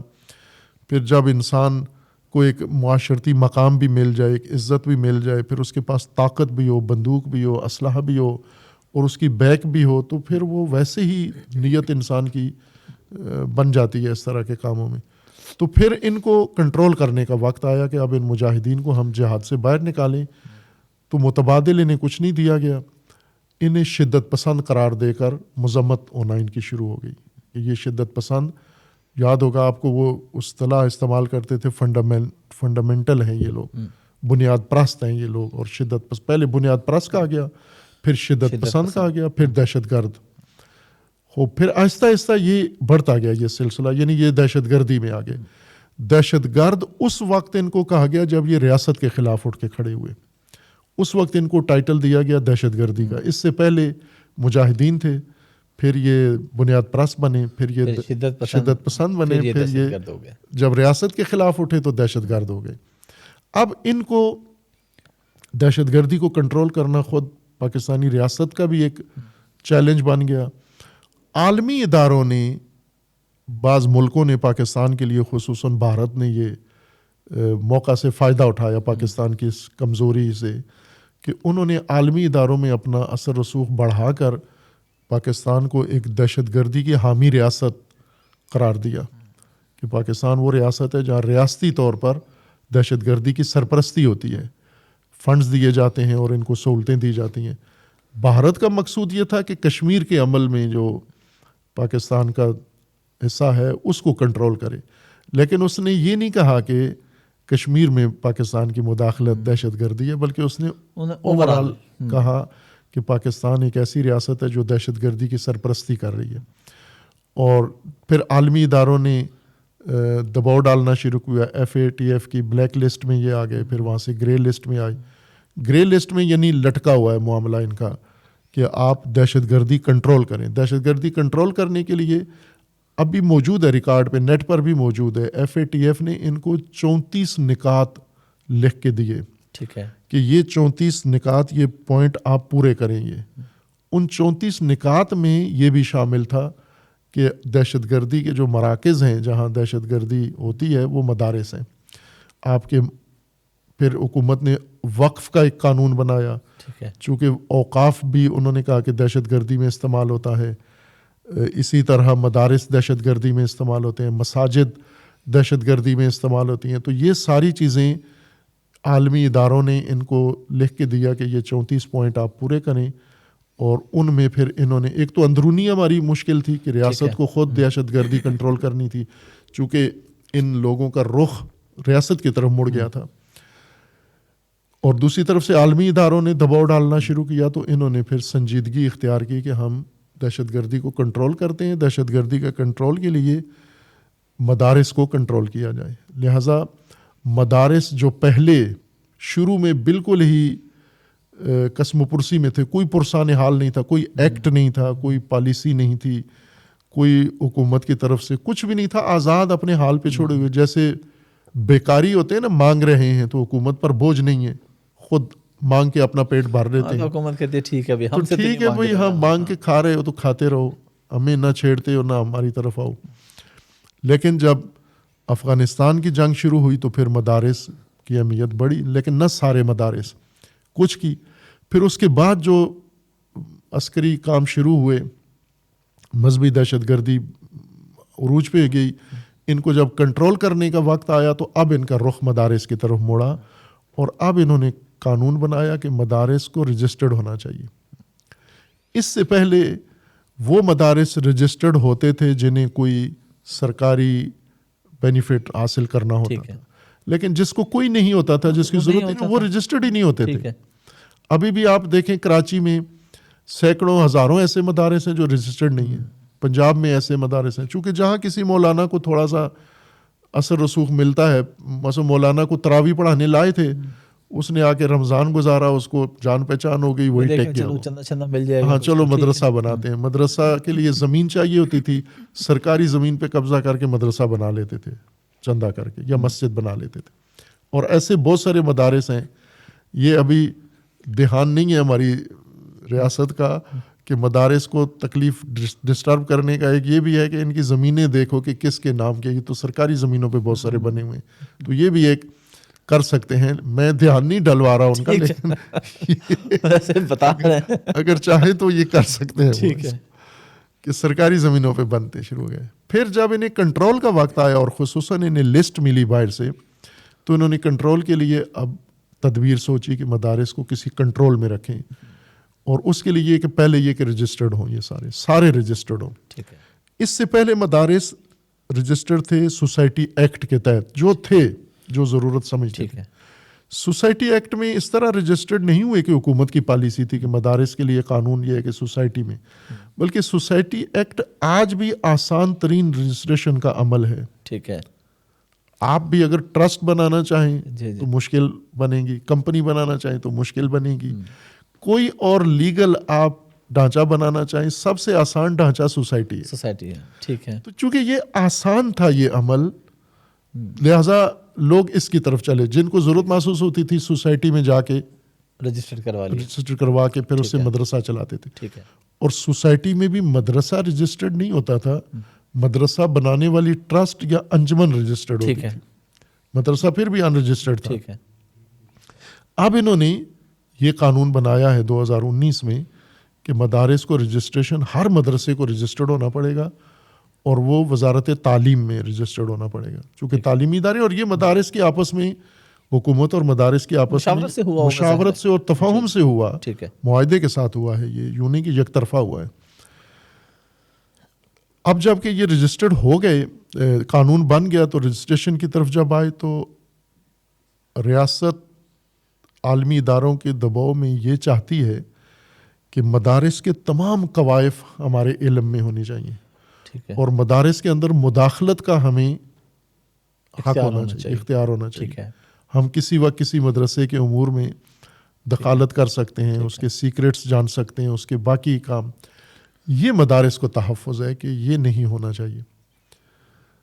مثلا مجھے یاد ہے کہ ہمارے پاس آتے رہتے تھے ادارے مختلف, جب یہ عمل جاری تھا مدارس کو کنٹرول کرنے کا, تو سرکاری ادارے کے لوگ آئے اور انہوں نے آ کر ہمیں کہا کہ آپ ہمیں یہ چیزیں دیں. میں نے کہا کسی اور مدرسے نے یہ دی ہیں یہ چیزیں آپ کو جو ہم دیں آپ کو؟ تو کہنے لگے کہ نہیں, ابھی دوسروں نے بھی نہیں دی ہیں, بلکہ انہوں نے یہ سنایا لطیفہ کہ ایک مولانا کے پاس ہم گئے تو ہم نے اسے کہا کہ اپنے ڈونر بتاؤ جو آپ کو ڈونیشن دیتے ہیں مدرسے کے لیے. تو اس نے کہا یہ تو میں اپنے باپ کو بھی نہیں بتاؤں گا, یہ تو میں کیسے بتا دوں؟ تو کہا باپ کو کیوں نہیں بتاؤ گے؟ کہا اس لیے کہ باپ چلا جائے گا ڈونیشن لینے کے لیے, تو یہ تو میں اپنے باپ کو بھی نہیں بتاؤں. ویسے اس پہ علامہ صاحب حرج کیا ہے؟ میں اس پہ تھوڑی سی ضمن ایک بات ایڈ کر دوں. میں اسی طرف آ رہا ہوں, ٹھیک ہے, بات کو ادھر, یہ تو پس منظر تھا نا, یہ ابھی اس طرف آ رہے ہیں. ٹھیک ہے, یعنی اب ریاست کی مرضی یہ ہے کہ مدارس کو ہم ایک تو سسٹم میں لائیں, نظم کے ساتھ لائیں, رجسٹرڈ ہوں جس طرح باقی تعلیمی ادارے ہیں. یہاں تک تو بات ٹھیک ہے, رجسٹرڈ ہو جائیں اور اپنا نظام چلائیں, لیکن مدارس کے آگے پھر ریاست کا جو عمل دخل ہے, ان کے اندر مداخلت ہے, اور مدارس کی جو اندرونی راز ہیں یہ بھی وہ ان کے ہاتھ آ جائیں, اس پر مدارس کو تحفظ حاصل ہے کہ ہماری ساری چیزیں ان کے کنٹرول میں نہیں جانی چاہیے. چونکہ ریاست تو ہمیں فنڈ دیتی نہیں ہے, ہم فنڈ خود ارینج کرتے ہیں. ٹھیک ہے, تو جب فنڈ ہم خود ارینج کرتے ہیں تو اس کا حساب کتاب یہ کیوں ہم سے مانگتے ہیں؟ یہ تو جو ہمیں فنڈ دیتے ہیں وہ مانگے حساب کتاب. اور ایسا ہی ہے, مثلا ابھی ریاست جن اداروں کو پیسے دیتی ہے تو ان کا حساب بھی لیتی ہے، لیکن جن اداروں کو ریاست پیسہ نہیں دیتی ان کا حساب بھی نہیں لیتی. مثلا آپ کی آزاد کمپنی ہے تو آپ کی کمپنی ہے، آپ ٹیکس جمع کرائیں اور اپنی کمپنی چلائیں کمرشل. لیکن جو کمرشل نہیں ہے اور اپنے پیسے سے ایک کام چلا رہا ہے تو اس کو ریاست کیوں اس کے اندر ایسی مداخلت کرے. اور ان کو یہ خدشہ ہے کہ یہ جو کچھ ہو رہا ہے یہ بیرونی اداروں کے، عالمی اداروں کے دباؤ میں ہو رہا ہے، اور اس میں صداقت ہے. ابھی صدر مملکت نے جو بل پہ اعتراضات لگائے اس میں سے ایک یہ ہے کہ اگر ہم مدارس کو رجسٹرڈ نہیں کرتے وزارت تعلیم کے اندر تو ہم پر عالمی طور پر پابندیاں لگ جائیں گی. وہ یہی مراد ہے کہ ہم مشکل سے تو FATF سے نکلیں گرے لسٹ سے. جی بالکل. تو اگر یہ ان کی شرط ہی یہی تھی، ان 34 پوائنٹ میں سے مین پوائنٹ ہی یہی تھا کہ مدارس کو کسی کنٹرول میں لاؤ تاکہ وہ ریکارڈ سارا اوپر تک UNO تک چیک ہو سارا کہ مدارس کیسے چل رہے ہیں، کون پیسے دے رہا ہے، پیسہ لگ کدھر رہا ہے. مدارس یہی چیز نہیں چاہتے کہ یہ ان کے ہاتھ، چونکہ ریاست میں تو لوگ بدلتے رہتے ہیں نا، اور مختلف ذہنیت کے لوگ آتے ہیں. کبھی ضیاء الحق جیسا جرنیل آ جاتا ہے، کبھی پرویز مشرف جیسا جرنیل آ جاتا ہے. ایک جہادی جرنیل ہے، ایک لیبرل جرنیل ہے. تو وہ آتا ہے اور کشمیر میں جہاد شروع کرا دیتا ہے، یہ آتا ہے کشمیر سے سارے واپس بلا کے کشمیریوں کو جیل میں بند کر دیتا ہے. تو یہ تو ریاستی لوگ تو مثلا ابھی باجوہ صاحب تھے، وہ ان کا اپنا سٹائل تھا ایک. ابھی حافظ صاحب ہیں، ان کا ایک اپنا سٹائل ہے. بالکل. باجوہ صاحب کے چہیتے سارے ابھی جیل میں ہیں، ابھی حافظ صاحب جو اپنے سٹائل سے کام کر رہے ہیں. تو مدارس کو یہ ڈر ہے کہ حکومتی اور ریاستی افراد پالیسیاں بدلتی رہتی ہیں اور مدارس کا ایک پرانا نظام ہے، چل رہا ہے. تو رجسٹرڈ ضرور ہوں لیکن ایک محفوظ تحفظ بھی ہو مدارس کو، ان کے اندر یہ مداخلت نہ ہو. اصل بنیادی طور پر مدارس کا تحفظ یہ ہے جس کو وہ جرأت سے کہہ نہیں پا رہے، ریاست کے سامنے یہ موقف اپنا اظہار نہیں کر سکتے. اصل مشکل یہ ہے یہاں، ورنہ یہ نہیں ہے کہ ہم سوسائٹی ایکٹ میں جائیں یا ٹھیک ہے. اصل مسئلہ پیچھے، اصل مسئلہ یہ ہے آپ پیچھے. لوگ بھی اس میں اکٹھے تھے، بہت سے علماء میں نے دیکھے، آپ بھی تھے ان میں. جی جی. تو ابھی فیصلہ کیا ہو رہا ہے، کیا بن رہا ہے، مسئلہ کہاں پہ آ رہا ہے؟ یہ جو حکومت نے فیصلہ کیا نا کہ وزارت تعلیم کے اندر رجسٹرڈ ہو، یہ میری نظر میں بہترین فیصلہ یہی ہے کہ مدارس کی تعلیمی پہچان بنے. مدارس تعلیمی، جس طرح کالج یونیورسٹیاں ہیں وہ سارے کے سارے وزارت تعلیم کے اندر ہیں، تو یہ بھی وزارت تعلیم کے اندر ہونا چاہیے تھا، ان کو بھی اس کے قانون میں آنا چاہیے تھا. اور اس میں ان کو جو تعلیمی پہچان ملنی ہے، جو ان کو حقوق ہیں سارے ان کو دیے جائیں. جس طرح یونیورسٹیوں کا حال ہے وہی مدرسوں کا ہونا چاہیے. یعنی جس طرح HEC کے انڈر سارے یونیورسٹیاں ہیں، لیکن HEC کا ایک طریقہ کار ہے، زیادہ آگے نہیں آتے یونیورسٹیوں کے، پرائیویٹ یونیورسٹیوں کے امور میں آگے نہیں جاتے، اپنا جو قانون ہے، رولز ہیں، ان کے اوپر رہتے ہیں. تو اسی طرح مدارس کا بھی رہنا چاہیے. مدارس میں ابھی مثلا حکومت نے رجسٹرڈ تو کر دیا ہے وزارت تعلیم کے اندر اچھے خاصے، 2019 سے لے کر ابھی تک ہزاروں مدارس رجسٹرڈ ہو گئے ہیں، لیکن اکاؤنٹ کسی کا بھی نہیں کھلا بینک میں، کیونکہ اسٹیٹ بینک نے اوپر سے FATF نے انہیں کہا ہوا ہے کہ دہشت گردی میں جو ملوث ادارے ہیں یا مشکوک ہیں ان کے اکاؤنٹ نہیں کھولنے. آپ نے اسٹیٹ بینک نے پکا لکھا ہوا ہے کہ مدارس سارے دہشت گرد ہیں. اچھا، وہ چند کی وجہ سے سب کے اکاؤنٹ نہیں کھلتے؟ سب کے اکاؤنٹ، کسی کا بھی نہیں کھلتا اکاؤنٹ. اب جب کہ مدارس رجسٹرڈ ہو گئے پھر بھی نہیں کھلتا اکاؤنٹ. ابھی یہ کہتے ہیں، ہمیں بھی کہا ہے کہ کھول رہے ہیں، کھل جائیں گے، لیکن ابھی تک ایسے ہوا نہیں ہے. ہم نے بلکہ یہ جو ادارہ بنایا ہے انہوں نے، ڈائریکٹوریٹ بنایا ہے دینی مدارس کا، DGRE، انہوں نے لیٹر بھی لکھا ہے، بینکس کو لکھا ہے اور اسٹیٹ بینک کو لکھا ہے کہ آپ ہمارے مدارس کے، رجسٹرڈ مدارس کے اکاؤنٹ کھولیں، لیکن وہ پھر بھی کھولنے کے لیے تیار نہیں ہے. چونکہ اوپر سے FATF کی طرف سے ابھی نہیں آیا یہ اجازت نامہ کہ کھولیں یا نہ کھولیں. تو رجسٹرڈ کے تو کھولیں نا آپ، رجسٹرڈ مدارس کے اکاؤنٹ کھولیں آپ، چونکہ اکاؤنٹ سے ہی تو آپ نے چیک رکھنا ہے نا کہ پیسہ کہاں سے آ رہا ہے، کہاں لگ رہا ہے. اکاؤنٹ بھی نہیں کھولتے، دوسری طرف سے کہتے ہیں رجسٹرڈ بھی ہو جائیں. رجسٹرڈ ہونے جاتے ہیں تو کہتے ہیں اکاؤنٹ نمبر لے آؤ، اکاؤنٹ کھولنے جاتے ہیں تو کہتے ہیں کہ ممنوع ہے آپ کا نہیں کھولنا. تو یہ ایک بحران ہے. پھر اس میں جو دوسری بڑی بحران کی وجہ بنی ہے وہ خود ہماری موجودہ حکومت ہے. 2019 میں انہوں نے یہ قانون بنایا ہے ایگزیکٹو آرڈر کے تحت کہ مدارس وزارت تعلیم میں رجسٹرڈ ہوں. ہمیں پسند آیا، ہم نے کہا کہ یہ ہونا چاہیے اور ہم ہو بھی گئے. ہمارے سارے مدارس رجسٹرڈ ہے اس وقت وزارت تعلیم کے اندر باقاعدہ، بلکہ بعض کی تو میرے خیال میں رینیو بھی رجسٹریشن ہو رہی ہے. ٹھیک ہے. اب اس کے بعد جب حکومت نے یہ قانون بنایا، پرانے جو 5 بورڈ تھے انہوں نے مزاحمت کی کہ ہم نہیں ہوں گے. سمجھوتا بھی انہی کے ساتھ ہوا تھا، پرانے بورڈ کے ساتھ، ٹھیک ہے. لیکن انہوں نے سمجھوتے کے بعد بھی رجسٹریشن قبول نہیں کی وزارت تعلیم میں، انہی تحفظات کی وجہ سے. جب رجسٹرڈ ہو گئے، آپ نے قانون بنا دیا ہے، پھر مولانا صاحب نے جب حکومت کو 26ویں ترمیم کرانی تھی اور مولانا کے ووٹ چاہیے تھے ان کو، تو وہاں پر مولانا چونکہ موقع سے فائدہ اٹھانے کا ڈھنگ جانتے ہیں مولانا بڑے اچھے طریقے سے، یعنی بہت ہی پختہ سیاستدان ہے میری نظر میں مولانا. باقی سب ان کے شاگرد ہونے چاہیے. ویسے کہا جاتا تھا زرداری صاحب زیادہ، لیکن مولانا کے سامنے نہیں ہے، مولانا جتنی مہارت نہیں ہے ان کے اندر. بالکل. یہ ہر موقع سے ہر فائدہ اٹھا سکتے. تو انہوں نے بیچ میں یہ بل بھی شامل کر دیا 26ویں ترمیم میں، جس کا کوئی ربط نہیں تھا اس سے. حکومت نے مجبوری کے تحت، بدنیتی کے تحت بلکہ یوں کہیں نا کہ مولانا کا قبول کر لیا بل کہ آپ ووٹ تو دیں ہمیں. انہیں پتہ تھا بعد میں ذرا قانون آسانی سے تو نہیں بنتا، اس کے مراحل ہیں، یہ صدر کے پاس جائے گا، پھر صدر کے بعد اس کے گزٹ جاری ہوگا، اور وہ سارے مراحل ہم طے نہیں کریں گے. تو انہوں نے شروع سے ہی مولانا کو ایک طرح سے دھوکہ دیا.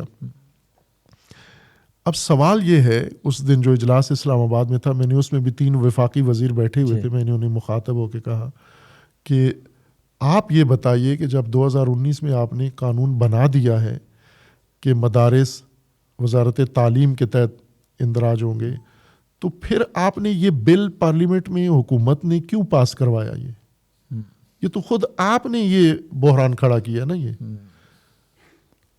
آپ نے کیوں یہ متضاد کام کیوں کیا ہے؟ ریاستی اداروں نے اور حکومتی اداروں نے کیوں یہ کام کیا ہے؟ 2 متضاد کام آپ نے کیے ہیں کہ ایک طرف سے پہلے پابند کیا ہے کہ سب وزارت تعلیم میں آ جائیں. ابھی وہ موڈ بنا رہے تھے وزارت تعلیم میں آنے کا کہ آپ نے کہا کہ سوسائٹی میں بھی جا سکتے ہیں. تو یہ تو خود آپ نے ایک متضاد کام کر دیا نا. اس مخمصے سے نکلنے کے لیے اب ایک بحران کھڑا کر دیا ہے. مولانا مدارس کے نمائندے نہیں ہیں، سیاست کے نمائندے ہیں، لیکن انہیں خوب آتا ہے مدارس کو سیاست میں استعمال کرنا. اور مدارس والوں کو بھی ایک بڑا مضبوط سہارا ملا ہوا ہے مولانا کی صورت میں.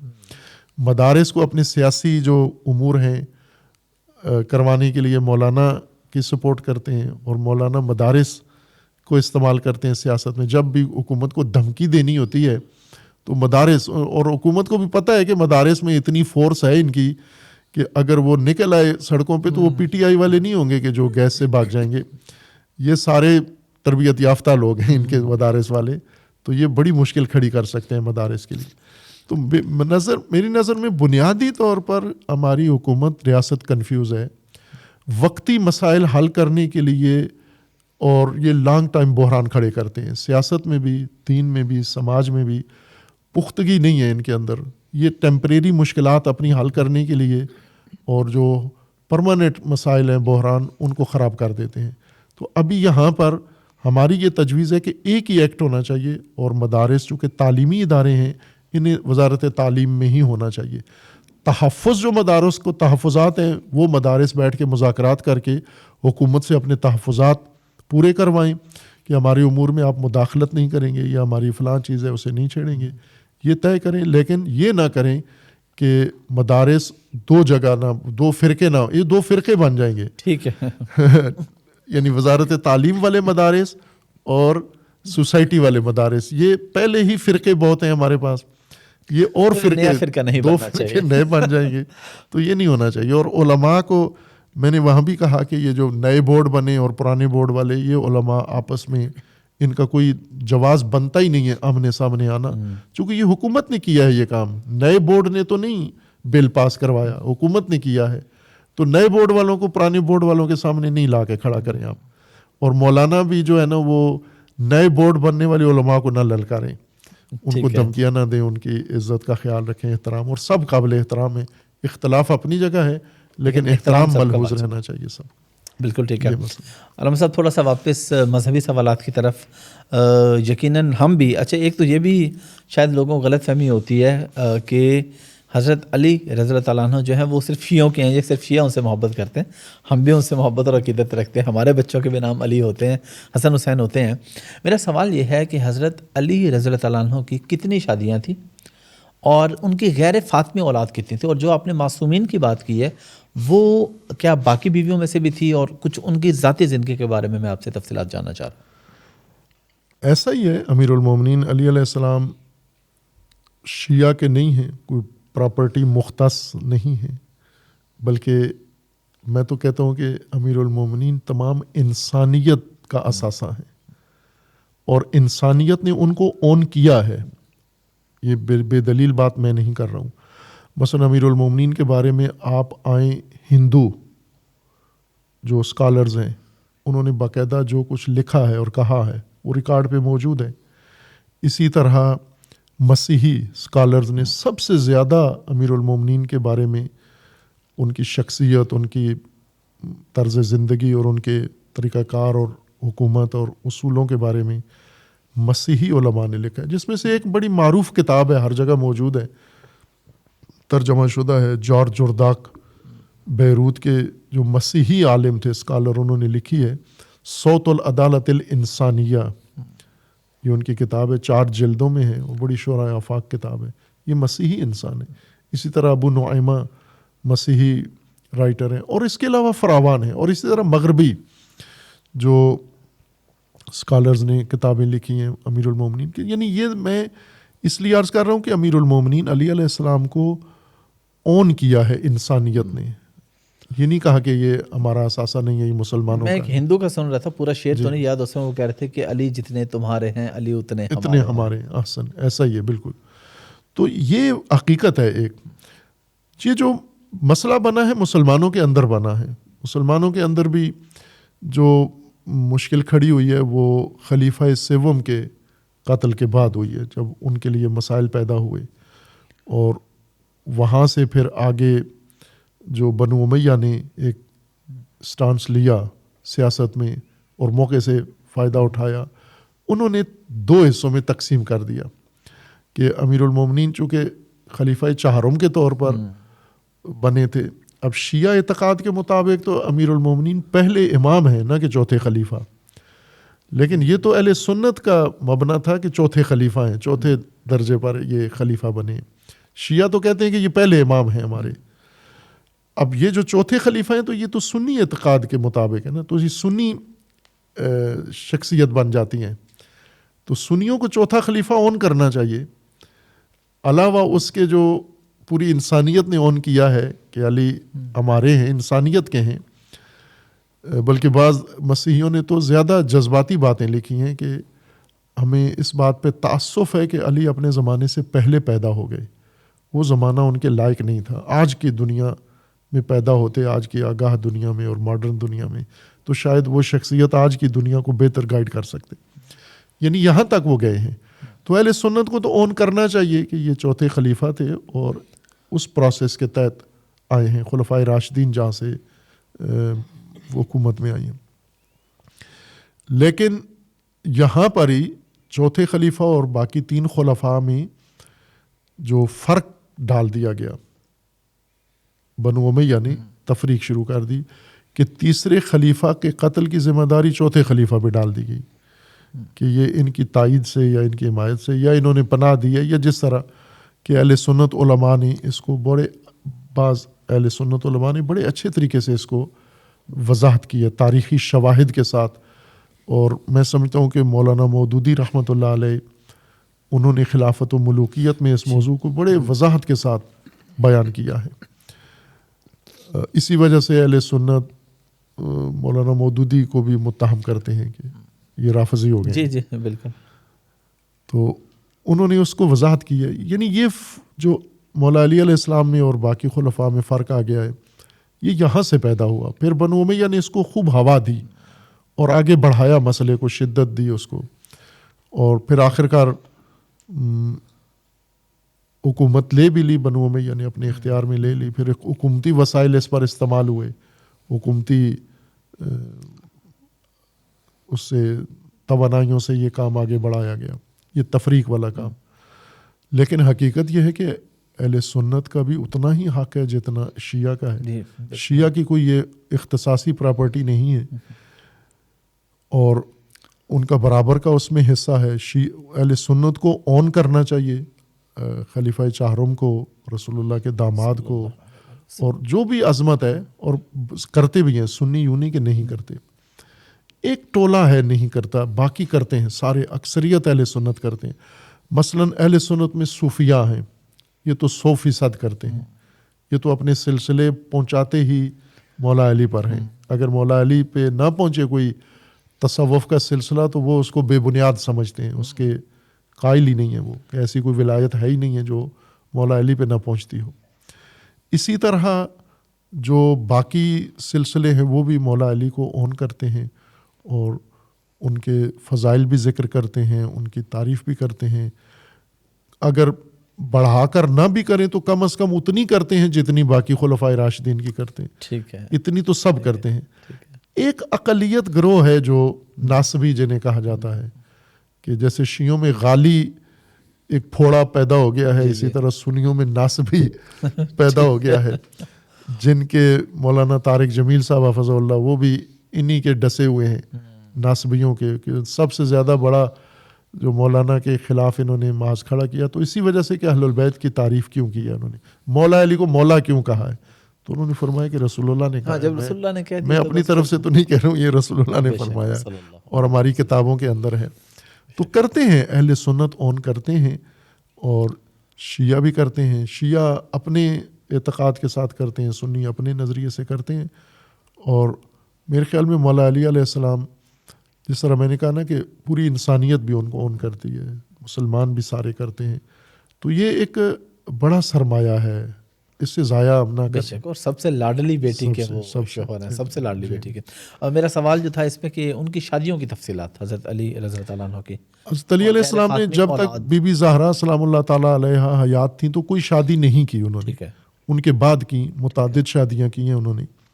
اب وہ نام میرے ذہن میں نہیں ہے, ٹھیک ہے, وہ ریفرنس دیکھ کے بتایا جا سکتا ہے, نیٹ پر ہیں وہ سارے حوالے موجود ہیں. متعدد شادیاں تھیں اور متعدد اولادیں بھی تھیں, ٹھیک ہے, غیر فاطمی اولاد جو تھی. جیسے معروف شادی جو امیر المومنین نے کی حضرت ام البنین سے, ٹھیک ہے, ایک عراقی قبیلے کی فیملی سے شادی کی, ٹھیک ہے, مولا علی علیہ السلام نے, جن سے 4 بیٹے پیدا ہوئے, ٹھیک ہے, جن میں حضرت عباس علمدار جنہیں ٹھیک ہے, وہ اس زوجہ سے تھے. اور اسی طرح پھر اور شادیاں کی انہوں نے, اور ان سے متعدد اولاد, اور متعدد اولاد میں بیٹیاں بھی تھیں اور بیٹے بھی تھے, ٹھیک ہے, امیر المومنین کے. اور ان میں سے کچھ جو تھے وہ شہید ہوئے کربلا میں, اور کچھ جو تھے زندہ رہے کافی عرصہ تک, ان کی اولادیں آگے چلی ہیں. جیسے محمد بن حنفیہ ہیں, امیر المومنین کی ایک زوجہ تھی حنفیہ, ان کی اولاد سے تھے محمد ابن حنفیہ. یہ بھی امیر المومنین کے بیٹے تھے, اور بڑے لاڈلے اور امیر المومنین کے چہیتے بیٹوں میں سے یہ بھی تھے. تو متعدد شادیاں بھی تھیں, متعدد اولادیں بھی تھیں. ابھی جب ہم پچھلے سوال میں نے آپ سے ذکر کیا تھا تو آپ نے اس میں تصوف پہ تھوڑی سی بات کی تھی. میں چاہوں ذرا تفصیل میں تھوڑا سا بتائیں کہ تصوف اور خانقاہ جو ہے ان کی بنیاد کیا ہے, ان کی حقیقت کیا ہے, اور اہل تشیع اور اہل سنت کے درمیان بھی کوئی فرق ہے, یا جو خانقاہ نظام ہے وہ دونوں کا ایک جیسا ہے؟ شیعہ میں خانقاہ کا نہیں ہے تصور کوئی, ٹھیک ہے. البتہ ایران میں ایک سلسلہ ہے خانقاہی سلسلہ, لیکن بالعموم اگر ہم دیکھیں تو شیعہ میں خانقاہی, جیسے بر صغیر میں بھی آپ دیکھیں یا عراق میں, تو ایسا نہیں ہے. ایران میں ایک سلسلہ ہے خانقاہی صوفیاء کا, گنابادی معروف سلسلہ ہے, تھوڑا مختلف ہے اہل سنت کے ہاں خانقاہ. صوفی کے بارے میں الجھن کافی ہے, ایک قسم کی تاریخی لحاظ سے یا علمی لحاظ سے الجھن پائی جاتی ہے یہ کہ صوفی کس کو کہتے ہیں. تو کچھ نے کہا ہے کہ صوف عربی لفظ ہے, اون کو کہتے ہیں, بھیڑ اور بکری کی کھال جو اون اس کی اتار کے اور اس سے کپڑا جو بنتا ہے تو اس کو صوف کہتے ہیں. یہ خرقہ پہنتے تھے لبادہ اون کا بنا ہوا, تو صوفی کہلاتے ہیں. لیکن یہ کوئی اتنی تحقیقی بات یا علمی عالمانہ بات نہیں ہے. اصل میں جس طرح صوفی کا لفظ پہلے سے رائج تھا جس طرح فیلسوف لفظ ہے، معرب ہے. فیلسوف یہ بنیادی طور پہ یونانی لفظ ہے. یہ صوفہ ٹھیک ہے. علم کو کہتے ہیں. فیلو محب کو کہتے ہیں. فیلوسوفا یعنی علم کا محب، علم کے چاہنے والا. ٹھیک ہے. وہ علم کو صوف کہتے ہیں. سین کے ساتھ، عربی میں سین کے ساتھ لکھتے تھے. اصل یونانی لفظ ہے یہ. اسی سے صوفی بھی بنا ہے، یعنی اسی جیسے فیلسوف بنا ہے اسی سے صوفی بھی بنا ہے، سین کے ساتھ ہے. ٹھیک ہے. لیکن یہ بعد میں انہوں نے عربی میں اس کو صاد کے ساتھ لکھنا شروع کیا تو وہ اون کی طرف رخ مڑ گیا اس کا. اصل یہ ہے کہ صوفی کہتے تھے دانشور کو، اہل علم کو. فیلوسوفا کہتے تھے دانش، یعنی یہ سقراط نے یہ پہلی دفعہ لقب اختیار کیا تھا کہ باقی لوگ اپنے آپ کو صوفیاء کہلاتے تھے، ٹھیک ہے. سقراط اپنے آپ کو فیلوسوف کہلاتے تھے. ٹھیک ہے. یعنی باقی لوگ اپنے آپ کو علامہ کہلاتے تھے، جی. یہ علامہ کا محب یا علم کا محب کہلاتے تھے، انکسار کے ساتھ. ٹھیک ہے. کہ میں عالم نہیں ہوں بلکہ علم دوست آدمی ہوں. ٹھیک ہے. تو یہ فرق تھا. صوفی کا مطلب ہوتا ہے دانشور، عالم. اب وہی اصطلاح جو تھی جب عربی میں تبدیل ہوئی، جب عباسیوں کے دور میں یہ ترجمے ہوئے تو یہ اصطلاح انہوں نے بھی استعمال کی اور مسلمانوں کے اندر اس کو کافی پذیرائی ملی، اس تفکر کو، اس سلسلے کو. تو انہوں نے پھر اس کو اسلامائز کیا ایک طرح سے. یعنی سلسلہ پہلے سے تھا، جیسے فلسفہ پہلے سے آ رہا ہے اسلام سے پہلے سے، لیکن اسلامی فلاسفہ نے اس کو اسلامائز کیا. اسی طرح صوفیہ پہلے سے تھے، انہوں نے ان کو اسلامائز کیا. اور پھر ظاہر ہے اسلامی تعلیمات میں روحانیت، معنویت ہر دوسرے دین سے زیادہ ہے. تو اس طرح وہ جو معنوی اور روحانی تعلیمات تھیں، تربیت، اس نے تصوف کا رنگ اختیار کر لیا. اور تصوف کی بنیاد وہ نہیں ہے جو ابھی پاکستان میں ہم دیکھتے ہیں نا، یہ سلسلے اور یہ خانقاہیں. یہ تصوف کی بنیاد ہے اللہ تبارک و تعالیٰ کی معرفت. ٹھیک ہے. دو بنیادیں ہیں، ایک اللہ کی معرفت ہے اور دوسرا انسان کا تقرب اللہ تبارک و تعالیٰ کے ساتھ. ٹھیک ہے. اللہ تک پہنچنے کا راستہ. تو ان لوگوں کا یہ نظریہ ہے کہ جیسے جن کو ہم کہتے ہیں نا اہل شریعت ہیں، ان کا یہ کہنا ہے کہ یہی جو مشروع عبادتیں ہیں یہ کرنے سے انسان اللہ کا قرب حاصل کرتا ہے. ٹھیک ہے. ایک دوسرا طبقہ ہے، وہ یہ کہتے ہیں کہ انسان جب تک عملی ریاضتیں نہ کرے، اپنے آپ کو عملی طور پر ان آلودگیوں سے دور نہ کرے تو اللہ کے قریب نہیں ہوتا، وہ سفر طے نہیں ہوتا، سلوک طے نہیں ہوتا. اس لیے ان لوگوں کا نظریہ یہ ہے کہ یعنی اللہ کی معرفت اور اللہ تک پہنچ یا اللہ کا قرب، لقاء، اللہ تبارک و تعالیٰ کی لقاء، اس لقاء کا راستہ یہ ہے کہ آپ اپنے آپ کو عملی طور پر ان آلائشوں سے پاک کریں، ان قدرات سے دور کریں اپنے آپ کو، اور اپنا تصفیہ کریں، تزکیہ کریں، پاکیزگی اختیار کریں تاکہ آپ کو وہ مقام حاصل ہو جائے. یہ بنیاد ہے ان کی. ٹھیک ہے. کہ بندے کا سلوک اللہ کی ذات کی طرف اور بندے کی لقاء اللہ کی ذات کی طرف. پھر اس میں ظاہر ہے دوست لوگوں نے کافی اس میں مواد بھرا، پھر اس کے سلسلے بنے، پھر کدھر سے کدھر چلا گیا. ذرا سی بات تھی، فسانہ عجم نے اسے بڑھا دیا ہے فقط زیب داستان کے لیے. تو بات کہیں سے کہیں پہنچ گئی. بنیادی طور پر تصوف، معرفت الہی اور قرب الہی کا سفر ہے یہ تصوف. ہاں بالکل ٹھیک ہے. اور اس کی جو بنیادیں ہیں ہمیں قرآن میں بھی ملتی ہیں، اس کی بنیادیں ہمیں انبیاء کی تعلیمات میں ملتی ہیں، اس کی بنیادیں ہمیں اہل البیت کی یہاں ملتی ہیں. یعنی اگر آپ زندگیاں اہل البیت کی دیکھیں تو یہی دو کام ہیں نا، اللہ کی معرفت اور اللہ کی لقاء، قرب خدا، اللہ کی طرف سفر، یہی دو چیزیں ہیں. تو اس کو اگر اسی خلوص کے ساتھ رہنے دیتے تو کوئی فرق نہیں پڑنا تھا. یعنی مقصود بنیادی یہی تھا. آپ کو رسول اللہ کی زندگی میں ان دو چیزوں کے علاوہ تو کوئی تیسری چیز نظر نہیں آتی. پھر وہ جو اس میں آگے جیسے زہد ہے، تو زہد اسی کے لیے ہے نا کہ آپ دنیا پرست نہ بنو، تاکہ رکاوٹ نہ بنے، ضائع نہ کرو اپنے وجود کو. اسی کو زہد کو انہوں نے کسٹمائز کر دیا صوفیہ نے کہ زہد اس طرح سے ہونا چاہیے. ٹھیک ہے. ہاں، اپنی شکل دے دی اس کو. علامہ صاحب ہماری سوسائٹی میں ہم دیکھتے ہیں کہ ابھی بھی لوگ آپ جیسے حضرات بڑی کوشش کر رہے ہیں، اس میں کوئی شک نہیں، لیکن پھر بھی وہ محبت ابھی قائم نہیں ہو رہی ہے۔ ایک تو میرے ایک سوال کا آپ اس میں جواب دے دیں اور یہ بتا دیں کہ کیا شیعہ سنی کے پیچھے نماز پڑھ سکتے ہیں، سنی امام کے پیچھے، اور سنی جو ہے وہ شیعہ امام کے پیچھے پڑھ سکتے ہیں اگر اس طرح آپس میں ایک دوسرے کے ہاں آئے جائیں، اکٹھے ہوں، کوئی محبتیں بڑھیں؟ اوورآل میں صرف یہ شیعہ اور سنی کی بات نہیں کر رہا، اوورآل تمام مسالے، ایون تمام مذاہب کے ساتھ۔ ایک تو یہ نا کہ یہ ہو سکتا ہے یا جی نہیں، جی بالکل ہو سکتا ہے۔ دوسرا یہ ہے کہ یہ ہونا چاہیے، یہ لازمی ہے۔ ٹھیک ہے، بلکہ یہ جتنے بھی شیعہ سنی فراخ دلی کا ثبوت دیتے ہیں نا، تو ان کی عملی ٹیسٹ اسی میں ہے کہ ایک دوسرے کے پیچھے نماز پڑھیں۔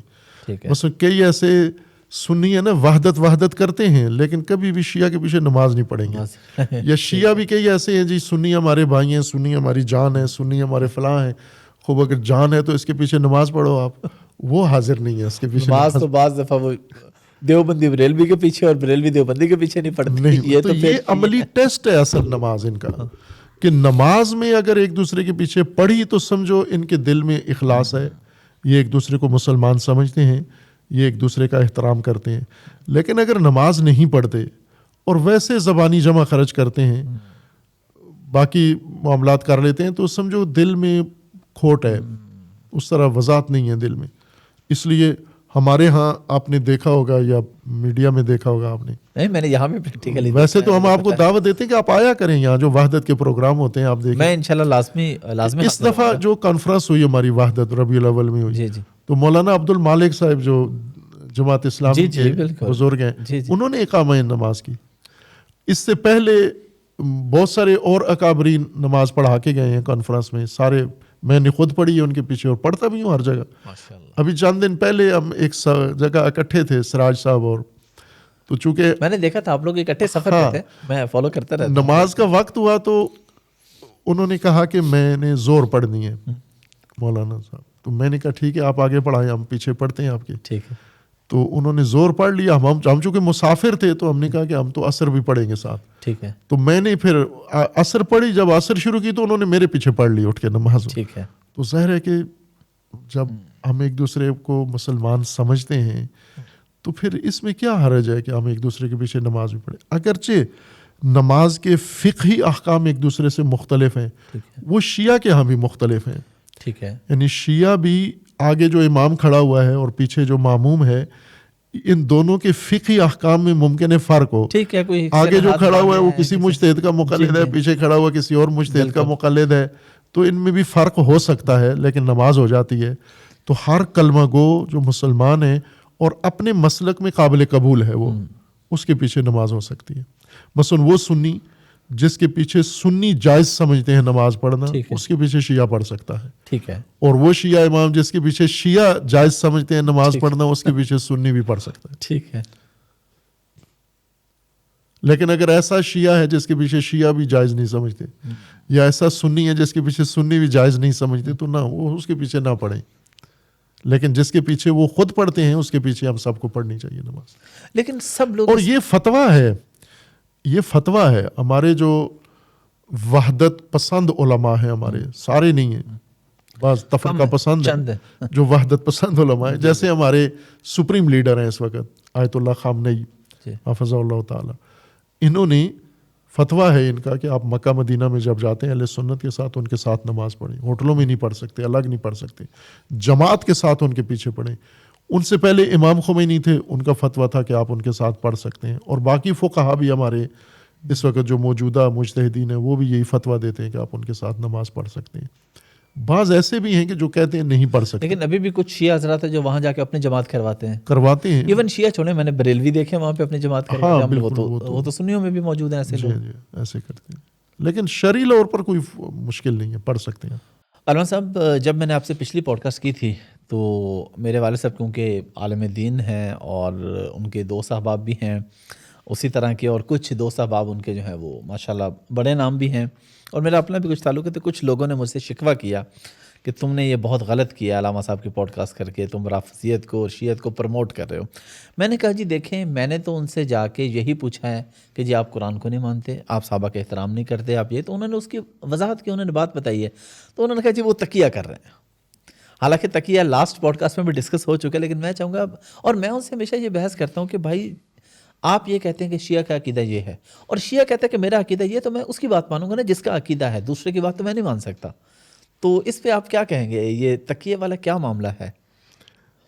تقیہ ہے شیعہ کے اندر، تقیہ فروع دین میں سے ہے، مانتے ہیں اس کو، سنی بھی کرتے بھی ہیں، قبول بھی کرتے ہیں، مانتے بھی ہیں، چونکہ قرآن کی آیت ہے، نص قرآن ہے کہ آپ تقیہ کر سکتے ہیں. اور وہی ماجرا جو حضرت عمار یاسر کا پیش آیا تھا، انہوں مشرکین نے انہیں تشدد کیا اور انہیں کہا کہ آپ رسول اللہ صلی اللہ علیہ وآلہ وسلم کہ کریں، ان کے خلاف شان بات کریں، تو انہوں نے کر دی. لیکن بعد میں آ کے بتا بھی دی اور روئی بھی بہت، پشیمان بھی بہت ہوئے کہ یہ مجھ سے کیا ہو گیا. اور صحابہ نے پھر تھوڑا سا یہی احساس دلایا جیسے آپ کے بزرگان کر رہے ہیں.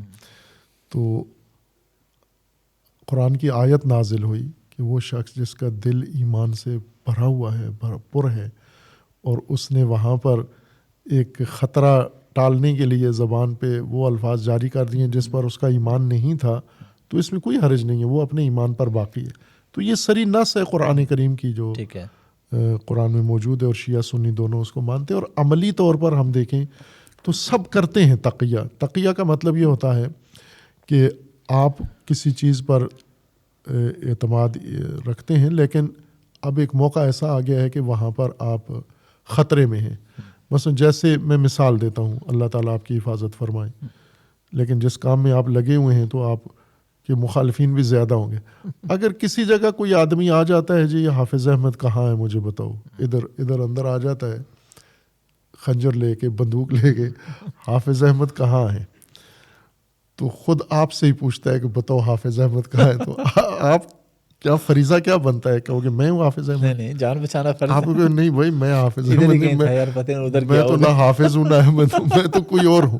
بھائی یہی تقیہ ہے کہ جب خطرہ آپ کے سر پہ منڈلا رہا ہو، آپ کی جان کو خطرہ ہو، اور آپ اپنی حقیقت، اپنی پہچان پنہان رکھ کے اور خطرہ ٹال دیں، تو یہی تقیہ ہے. اور یہ سب وقایا سے ہے نا، تقوی اور تقیہ ایک ہی باب سے ہیں.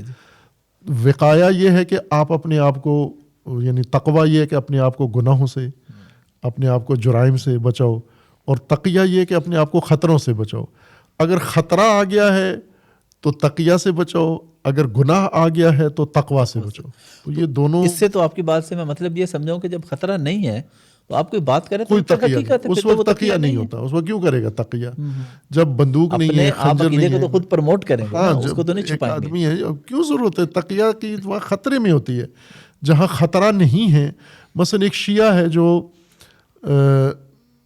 اس وقت گھرا ہوا ہے، فرض کرو کسی ایسی جگہ ہے جہاں پر دشمنوں کے اس میں آ گیا ہے، مخالفین خنجر بندوقیں لے کے اس میں، تو اس کو کہتے ہو تم شیعہ ہو؟ کہ نہیں میں شیعہ نہیں ہوں.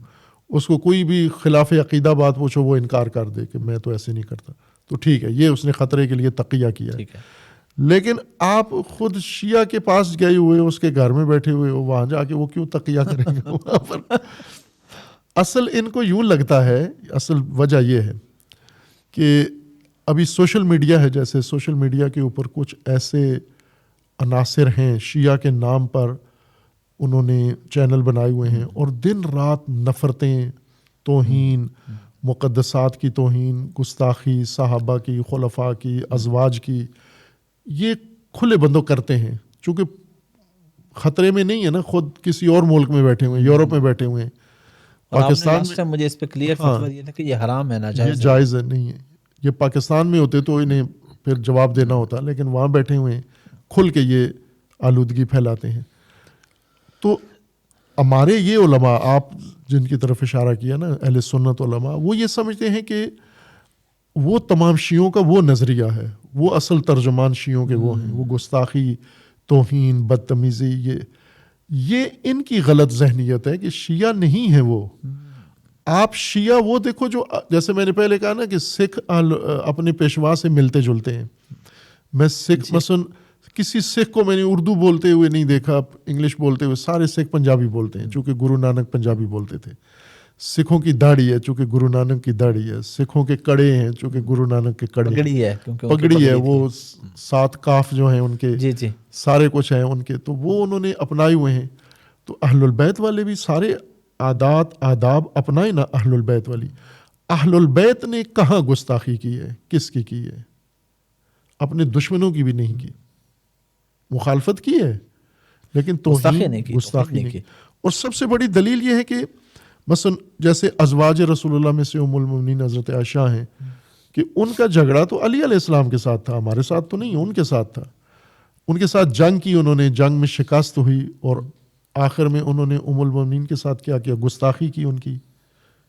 کرنا چاہتے تو کوئی روک تو نہیں سکتا تھا نا، امیر المومنین حکومت تو ان کے پاس تھی اور وہ شکست بھی کھا چکی تھی، اور اگر ان کی توہین کرنا چاہتے، گستاخی کرنا چاہتے، کچھ بھی کرنا چاہتے تو کر سکتے تھے، اسیر تھی ان کے ہاتھ میں، لیکن انہوں نے کیا کیا؟ تکریم کی، تعظیم کی، عزت کی، احترام کیا اس نسبت کی وجہ سے جو رسول اللہ صلی اللہ علیہ وآلہ وسلم کے ساتھ۔ تو تشیع کو اہل البیت کی تصویر ہونا چاہیے، مولا علی کی۔ تو جس کا احترام مولا علی نے کیا آپ اس کا احترام کرو، جس کی توہین مولا علی نے کی اس کی آپ کرو، توہین کرو، آپ کو اختیار ہے، لیکن مولا علی نے جن کی آپ کرتے ان کی نہیں کی توہین۔ تو اصل یہ علماء اہل سنت ان کو یہ کہ غلط کام کون کر رہا ہے، غلط کام یا تقیہ کون کر رہا ہے؟ تقیہ وہ نہیں کر رہا جو مولا علی کے نقش قدم پر یا مولا علی کے طریقے پر مثلا باوجود اختلاف کے پھر بھی مقدسات اہل سنت کا احترام کرنا ہے، تو یہ تقیہ نہیں ہے، یہ مولا علی کی سیرت ہے، یہ اہل البیت کی سیرت ہے، یہ نہیں ہے تقیہ۔ پھر تقیہ ہوتا ہے خطرے میں، تو خطرہ کیا ہے آج؟ مثلا جیسے یہ سوشل میڈیا پہ بیٹھ کے جو طبقہ گستاخ ہے، توہین کرتا ہے، تو یہ کر سکتے ہیں، تو جو نہیں کرتا تو اس کو کیا خطرہ ہے؟ وہ بھی کر سکتا ہے اگر کرنا چاہے، اس کا اگر عقیدہ ہوا۔ مثلا میں اپنا عقیدہ کیوں چھپاؤں؟ میں اپنا عقیدہ ظاہر کرتا ہوں، تو ابھی مثلا مثال کے طور پر تقیہ اگر مجھے کرنا ہوتا تو میں تقیہ کس سے کرتا؟ آج بہت سارے لوگ ہیں جو ہمارے خلاف پراپوگنڈا کرتے ہیں، مجھے برا بلا کہتے ہیں، گالی گلوچ کرتے ہیں، تو ان سے بچنے کے لیے مجھے ان والی باتیں کرنی چاہیے۔ تقیہ تو یہاں بنتا تھا، ٹھیک ہے، لیکن آپ نہیں کہ کر جو رہے۔ لوگ مجھے بدنام کرتے ہیں، میرے اوپر تہمت ڈالتے ہیں، تو مجھے تقیہ کر کے انہی والی باتیں کرنی چاہیے تاکہ یہ میں ان کے شر سے بچ جاؤں۔ تو میں ان کی پرواہ نہیں کرتا ہوں، انہیں جو مرضی ہے کہنا ہے کہہ دو، آپ جو درست بات ہے، حق بات ہے، وہ ہم کریں گے۔ تو تقیہ تو وہاں بننا چاہیے جہاں خطرہ ہے، یہاں تو کوئی خطرہ نہیں ہے۔ اس لیے آپ جو باتیں مثلا فرض کریں میں جو بھی کہہ رہا ہوں وہ تقیہ ہے یا نہیں، اس کو اہل البیت کے تعلیمات سے پرکھو جا کر۔ اگر اہل البیت کی تعلیمات کے مطابق ہیں پھر یہ تقیہ نہیں ہے، یہ حقیقت ہے۔ اور علامہ صاحب ایک اور سوال بڑا اہم، جو نوحہ کہا جاتا ہے اہل تشیع کے ہاں، اس کی کیا حقیقت ہے؟ اس کی کیا ثبوت ہے؟ اس کا کیا بیک گراؤنڈ ہے؟ کیا تاریخ ہے؟ اور نوحہ کیا کہنا ٹھیک ہے، جائز ہے؟ نوحہ عربی ایک روایت ہے، عربی غیر عربی بھی ہے، لیکن غیر عربی میں اس کا نام کچھ اور ہے۔ ٹھیک ہے۔ مثلا ابھی بھی مثلا جو لوگ کہیں فوتگی ہو جاتی ہے تو اس فوتگی پہ لوگ آتے ہیں، آ کے روتے ہیں۔ مثلا کوئی ہندو مر جاتا ہے جی تو لوگ آ کے روتے ہیں اس کے اوپر، کوئی مسیحی مر جاتا ہے لوگ آ کے روتے ہیں اس کو۔ آج کل یہ تھوڑا کم ہو گیا ہے چونکہ ناطے رشتے ٹوٹ رہے ہیں، یعنی خود غرضی زیادہ ہو گئی ہے پوری دنیا کے اندر، اخلاقیات میں فرق پڑ گیا ہے۔ ماڈرن دنیا میں اخلاقیات جو ہیں وہ تقریباً ختم ہو کے مفادات ان کی جگہ پر آ گئے ہیں۔ لیکن جن دنوں میں یہ رشتے تھے، تعلقات تھے، تو کسی کے ہاں بھی کوئی اگر غم ہوتا تھا تو وہ دوسرا چلا جاتا تھا اظہار غم کرنے کے لیے۔ پھر میت کے اوپر رونا یہ ایک معمول تھا، اسلام سے پہلے بھی عرب بھی روتے تھے، بعد میں بھی روتے ہیں، رسول اللہ کے زمانے میں بھی لوگ روتے تھے۔ اس رونے کا ایک طریقہ تو یہ تھا نا کہ جس کو غم ہے وہ جا کے روتا تھا۔ مثلا وہ ماں جس کا بیٹا مر گیا ہے تو وہ ماں روتی تھی، لیکن ایک طریقہ ان کا یہ تھا کہ مخصوص خواتین تھیں، ناحیات ان کو کہا جاتا تھا، نوحگر خاتون، کہ جن کا کام یہ پیشہ یہی ہوتا تھا کہ وہ میت پہ جا کے روتی تھیں، ان کی آوازیں اچھی تھیں، بہن کرتی تھیں دکھیا، تو جس کو نہیں رونا وہ بھی رو پڑتا تھا۔ یہ ناحیات تھیں۔ یہ ان ناحیات کو کہا گیا کہ یہ نہیں ہونا چاہیے، یعنی میت کے اوپر ناحیات آ کر نہ بلاؤ، پیشہ ور خواتین بلا کے نوحہ نہ کرو ان سے. لیکن جو سوگوار ہیں، جو غمگسار ہیں، جن کا دکھ ہے اپنا، وہ اگر روتی ہیں تو ان کو تو قدغن نہیں ہے. بلکہ رسول اللہ صلی اللہ علیہ وآلہ وسلم نے حضرت حمزہ سید الشہداء پر نوحہ کروایا. ان شہداء احد کی جو خواتین تھیں انہیں کہا کہ اپنے، چونکہ حضرت حمزہ کا خاندان نہیں تھا، بچے نہیں تھے، بیوی نہیں تھی، کچھ نہیں تھا، وہ اکیلے تھے، وہ تو ان کی میت پہ کوئی نہیں تھا رونے والا. تو رسول اللہ نے فرمایا کہ اپنی میتوں کو چھوڑ کے ان کے اوپر کرو. یہ سید الشہداء، یہ بی بی زہرا کو حکم دیا کہ ان خواتین کو کہو کہ حمزہ سید الشہداء کا دکھ کریں گے. لیکن وہ پیشہ ور تو نہیں تھیں، وہ تو خود دکھیا تھیں، اپنے شہداء کو رو رہی تھیں. تو حضرت نے فرمایا کہ ان کو رو. اگر پیشہ ور خواتین کو بلاتے ہو میت پر نوحہ کرنے کے لیے، اس کی مذمت کی گئی ہے کہ وہ نوحہ گر خاتون لانا وہ نہیں ہے ٹھیک. پیشہ وروں سے نہ کراؤ یہ کام. لیکن جن کو کوئی دکھ ہے، جن کو کوئی غم ہے، تو وہ اپنے غم کا اظہار کرنا نوحہ ہوتا ہے نا، غم کا اظہار، تو وہ کر سکتے ہیں، وہ غم کا اظہار کر سکتے ہیں وہ. اور یہ جو نوحے پڑھے جاتے ہیں، مطلب جس طرح باقاعدہ محافل ہوتی ہیں اور ان میں ڈفرینٹ طرح کے نوحے پڑھے جا رہے ہوتے ہیں. یہ اگر پیشہ ور لوگ ہیں نا، یہ پیشہ ہے ان کا، نوحہ پڑھ کے پیسے لینا ہے، تو یہ ٹھیک نہیں ہے. یہ ٹھیک ہو گیا. پیشہ وری دین کے کسی شعبے میں اجازت نہیں ہے. ٹھیک ہے. آپ مجلس پڑھو، مثلا جمعہ پڑھاؤ پیسہ لو، تراویح پڑھاؤ پیسہ لو، قرآن پڑھاؤ پیسہ لو، نماز پڑھاؤ پیسہ لو، نکاح پڑھاؤ پیسہ لو، اس کی اجازت نہیں ہے. ٹھیک ہے. نکاح کا آپ نے بات کی، تو شیعہ کا نکاح کیسے ہوتا ہے؟ کوئی خاص طریقہ ہوتا ہے سنیوں سے الگ ہوتا ہے یا وہی نارمل طریقہ؟ شیعہ کا نکاح میرے خیال میں زیادہ بہتر ہوتا ہے اہل سنت سے. اچھا. چونکہ اہل سنت کے ہاں بھی نکاح کا مطلب ہوتا ہے ایجاب و قبول. جی بالکل. ایجاب و قبول. ایجاب کا مطلب یہ ہوتا ہے کہ لڑکی کی طرف سے صیغہ پڑھا جائے کہ میں اپنے آپ کو اس مرد کی زوجیت میں قرار دیتی ہوں، یہ ایجاب ہے. ٹھیک ہے. اور مرد کہتا ہے میں نے تجھے زوجہ کے طور پہ قبول کر لیا ہے. ٹھیک ہے. اب یہ لڑکی لڑکا خود پڑھنے کے بجائے مولانا آ کے پڑھ دیتا ہے. ٹھیک ہے. اہل سنت کے ہاں جو زیادہ رائج ہو گیا ہے وہ ایجاب و قبول اس طرح نہیں ہوتا جس طرح شیعہ کے ہاں ہوتا ہے. شیعہ کے ہاں باقاعدہ جو لڑکی ہے اس سے وکالت لی جاتی ہے. نکاح پڑھنے والا اس سے اجازت لیتا ہے کہ میں تیرا عقد دائم، نکاح دائم اس حق مار کے بدلے میں فلاں مرد سے پڑھ دوں. اگر عورت راضی ہو اور وکیل بنائے تو پھر یہ پڑھے گا، جا کے ایجاب کرے گا. پھر وہ مرد سے بھی وکالت لیتا ہے، یا دو بندے بھی بن جاتے ہیں، ایک عورت کا ایک مرد کا، ایجاب و قبول کرتے ہیں. تو شیعہ کے ہاں جو نکاح کا صیغہ ہے جو پراپر رسول اللہ صلی اللہ علیہ وآلہ وسلم نے جاری کیا، اہل البیت علیہ السلام و صحابہ سارے اسی طرح نکاح کیا، تمام صحابہ کا نکاح اسی طرح سے ہوا جو شیعہ کا طریقہ کار ہے. کہ مثلا وکیل اگر پڑھ رہا ہے، وکیل اگر نکاح پڑھ رہا ہے تو وہ کہے گا زوج تو موکلتی، ٹھیک ہے، میں اپنی موکلہ کی تزویج کر رہا ہوں، موکلی اپنے موکل کے ساتھ جس کا میں وکیل ہوں. ٹھیک ہے. پھر اس کو علی المہر المعلوم یا علی الصداق المعلوم، پھر اس کے بعد کہے گا قبل تو نکاح یا قبل تو تزویجہ یا قبل تو زواجہ، میں قبول بھی کرتا ہوں وکیل کی طرف سے اس عورت کے اس نکاح کو. تو یہ ہو جاتا ہے. ورنہ ایسے راضی ہو جائیں دونوں، یا تو راضی میں راضی، اس طرح نہیں ہوتا نکاح. باقاعدہ صیغہ ایجاب ہو اور قبول. ایجاب و قبول، ایجاب لڑکی کی طرف سے یا لڑکی کا وکیل، اور قبول لڑکے کی طرف سے یا لڑکی کا وکیل قبول کرے. بالکل ٹھیک ہے. ابھی آپ نے جو بات کی تھی اس میں آپ نے کہا کہ نماز یا تراویح ان چیزوں کی، تو میں نے کہا تھوڑی وضاحت لے لوں کہ کیا امام مسجد کی تنخواہ ٹھیک نہیں ہے؟ جس طرح آپ نے بھی کہا کہ نماز یا تراویح ایسی چیزوں کے پیسے لینا، نمازوں کے بدلے نہیں دے سکتے اس کو پیسہ. ٹھیک ہے. یہ دے سکتے ہو کہ وہ چونکہ اس کی ضروریات زندگی ہیں، وہ نمازیں پڑھاتا ہے، پابند ہے، کہیں اور جا نہیں سکتا، کہیں اور اس کی درآمد کا ذریعہ نہیں ہے، تو آپ اس کی ضروریات پوری کر دو. لیکن یہ نمازوں کے مثلا پر رکعت اتنے ریٹ رکھ کے یہ نہیں کر سکتے آپ. ٹھیک ہے، ٹھیک ہے. یہ کر سکتے ہو کہ وہ چونکہ اپنا سارا وقت دین کو دے رہا ہے، تو اس کے وقت کی آپ اسے تنخواہ، اس کی جو ضروریات زندگی ہیں وہ آپ اس کو پوری کر دیں. اس کی یہ کر سکتے ہو. بالکل ٹھیک ہے. اور یہ تو ہے، آپ مثلا دین میں تو حتی مجاہد کو بھی تنخواہ نہیں دے سکتے، آپ جہاد بھی پیسے لے کے نہیں کرنا، تنخواہ پہ نہیں کر سکتے. دین میں شرط یہ کہ مجاہد کا گھوڑا اپنا ہو، تلوار اپنی ہو، ڈھال اپنی ہو، گھوڑے کا گھاس بھی اس کا اپنا ہو. اس کو ملے گا کیا جہاد کے بدلے میں؟ مال غنیمت، تنخواہ نہیں ملے گی. لیکن اگر ایک مجاہد ایسا ہے کہ اس کے پاس ہے ہی نہیں ہے کچھ بھی، تو پھر بیت المال سے اس کو دیں گے آپ. ٹھیک ہے. وہ جہاد کے بدلے میں نہیں، ضرورت کے بدلے میں. ضرورت کے بدلے. دین ضرورت پوری کرنے کا حکم دیتا ہے، لیکن عبادتوں کا بدلہ اجر نہیں کہ پر رکعت اتنے، پر روزہ اتنے، پر صلوات اتنی، پر تقریر اتنے.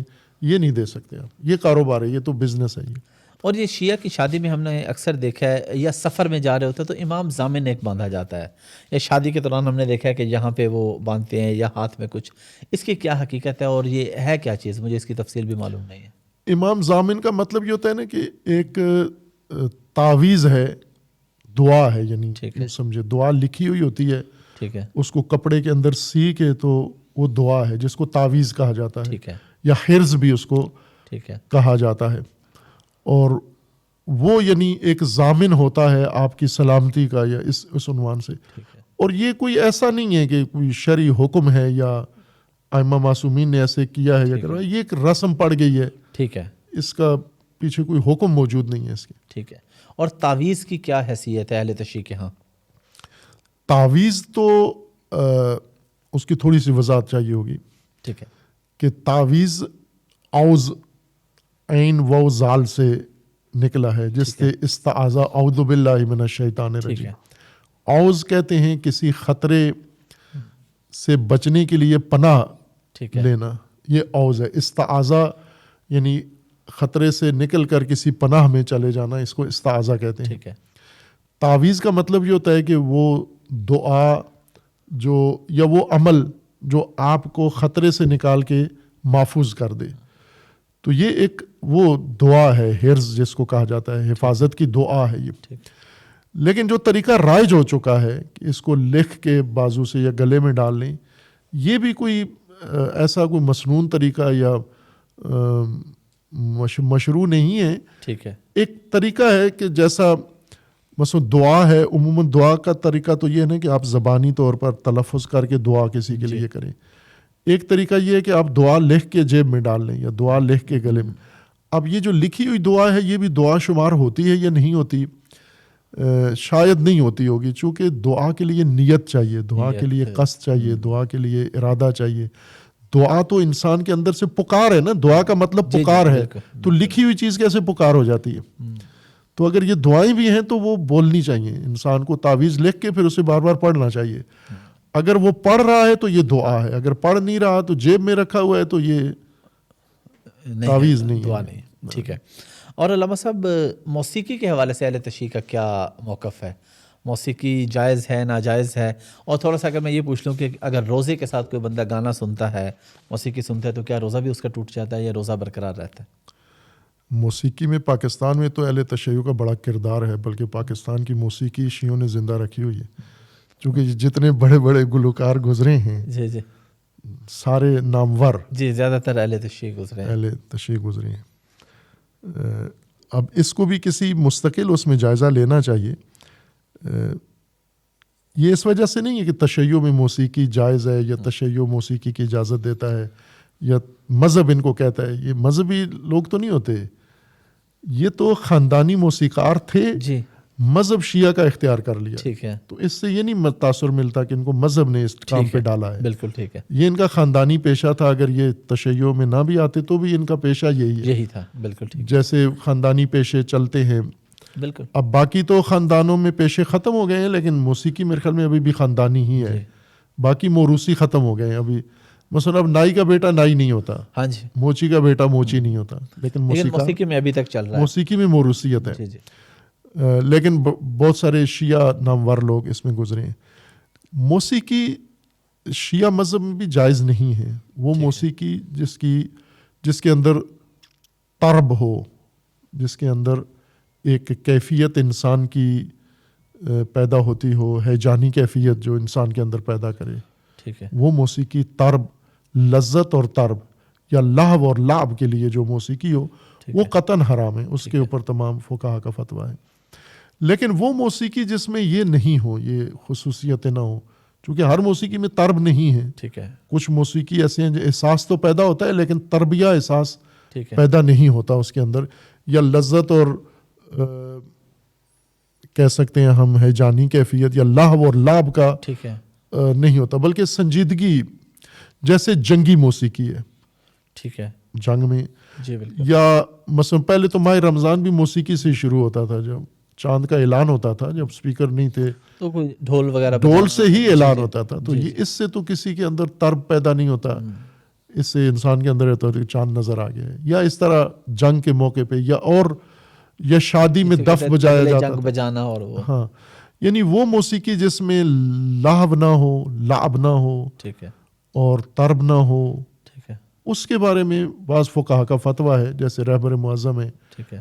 آیت اللہ العظمہ خامنئی تامزلو, ان کا یہ فتویٰ ہے کہ اس موسیقی میں کوئی حرج نہیں ہے جس میں یہ خصوصیات نہ ہو. لیکن کچھ ہمارے فقہا ایسے ہیں جو مطلقہ غنا مطلقہ حرام ہے, چاہے وہ قرآن پڑھنے میں ہو, اذان دینے میں ہو, یا جس میں بھی ہو. وہ جیسے اہل سنت کے بعض علماء ہیں, جی جی, وہ مطلقہ اس کو حرام سمجھتے ہیں. لیکن درست یہی لگتا ہے کہ مطلقہ شاید نہ ہو حرمت اس کی. ٹھیک ہے. وہی مشروط ہے حرمت ہے اس کی. اور روزے کے دوران اگر کوئی گانا سنتا ہے تو اسے روزہ ٹوٹ جاتا ہے یا روزہ برقرار رہتا ہے؟ نہیں, روزہ نہیں ٹوٹتا, مبتلات میں سے نہیں ہے یہ. ٹھیک ہے. گناہ ہے ٹھیک ہے, لیکن مبتلات میں سے نہیں ہے. جیسے وضو نہیں ٹوٹتا موسیقی سننے سے, جیسے وضو کے مبتلات ہیں, ان چیزوں سے وضو باطل ہوتا ہے. اسی طرح روزے کے مبتلات ہیں, ان مبتلات سے روزہ باطل ہوتا ہے, ان میں نہیں ہے یہ موسیقی نہیں ہے. علامہ صاحب, میں نے کیونکہ آپ سے نکاح کی بات بھی کی, باقی ساری باتیں بھی پوچھی, تو میں جنازے کے حوالے سے بھی جاننا چاہ رہا ہوں کہ اہل تشیع کا جنازہ کس طریقے سے ہوتا ہے, اور کیا اہل تشیع کے قبرستان الگ ہوتے ہیں یا کسی بھی قبرستان میں دفنا سکتے ہیں؟ ویسے بعض جگہوں پر الگ ہوتے ہیں, لیکن زیادہ تر جگہوں پر مشترک ہی ہیں. ٹھیک ہے. جتنے بھی, چونکہ مخلوط آبادیاں ہیں, شیعہ سنی اکٹھے رہتے ہیں. جی بالکل. اور شیعہ سنی آپس میں برادریاں بھی ہوتے ہیں, ایک ہی برادری سے جی بالکل, کچھ لوگ شیعہ کچھ سنی, تو عموماً قبرستان ان کے مشترک ہوتے ہیں پاکستان بھر میں اگر ہم دیکھیں. لیکن بڑے شہروں میں اگر ہم دیکھیں تو بعض جگہ الگ الگ بھی ہیں, ایک سنی قبرستان ہے اور ایک شیعہ قبرستان ہے, زیادہ تر مشترک ہیں.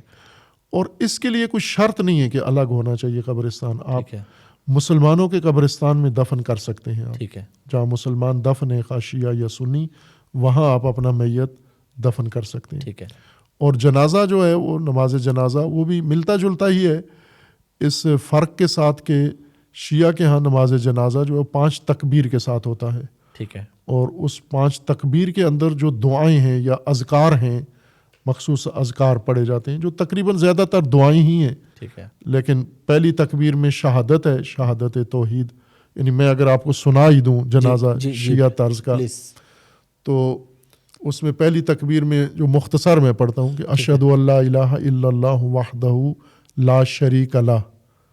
پھر آگے بھی ہے لیکن آپ اتنا ہی پڑھ دیں تو کافی ہے. ٹھیک ہے, یعنی توحید ہے. توحید ہے. واشہد ان محمدا عبدہ ورسولہ, یہ پہلی تکبیر ہو گئی.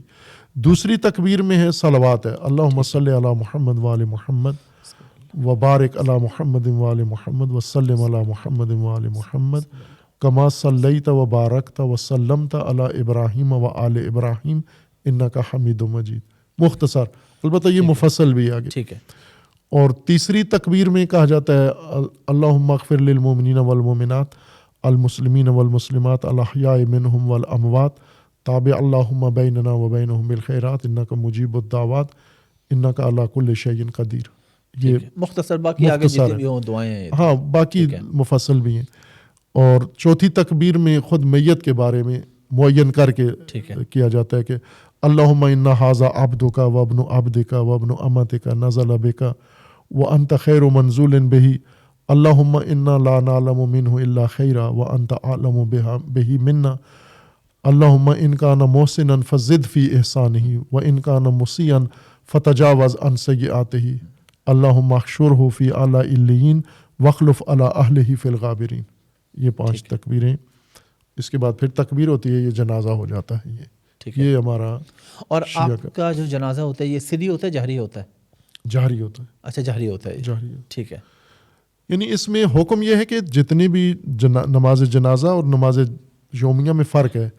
نماز جنازہ جماعت کے ساتھ ہو جائے, امام بھی پڑھے گا, لیکن سب پیچھے کھڑے ہوئے لوگوں کو اپنا ذکر پڑھنا ہوگا.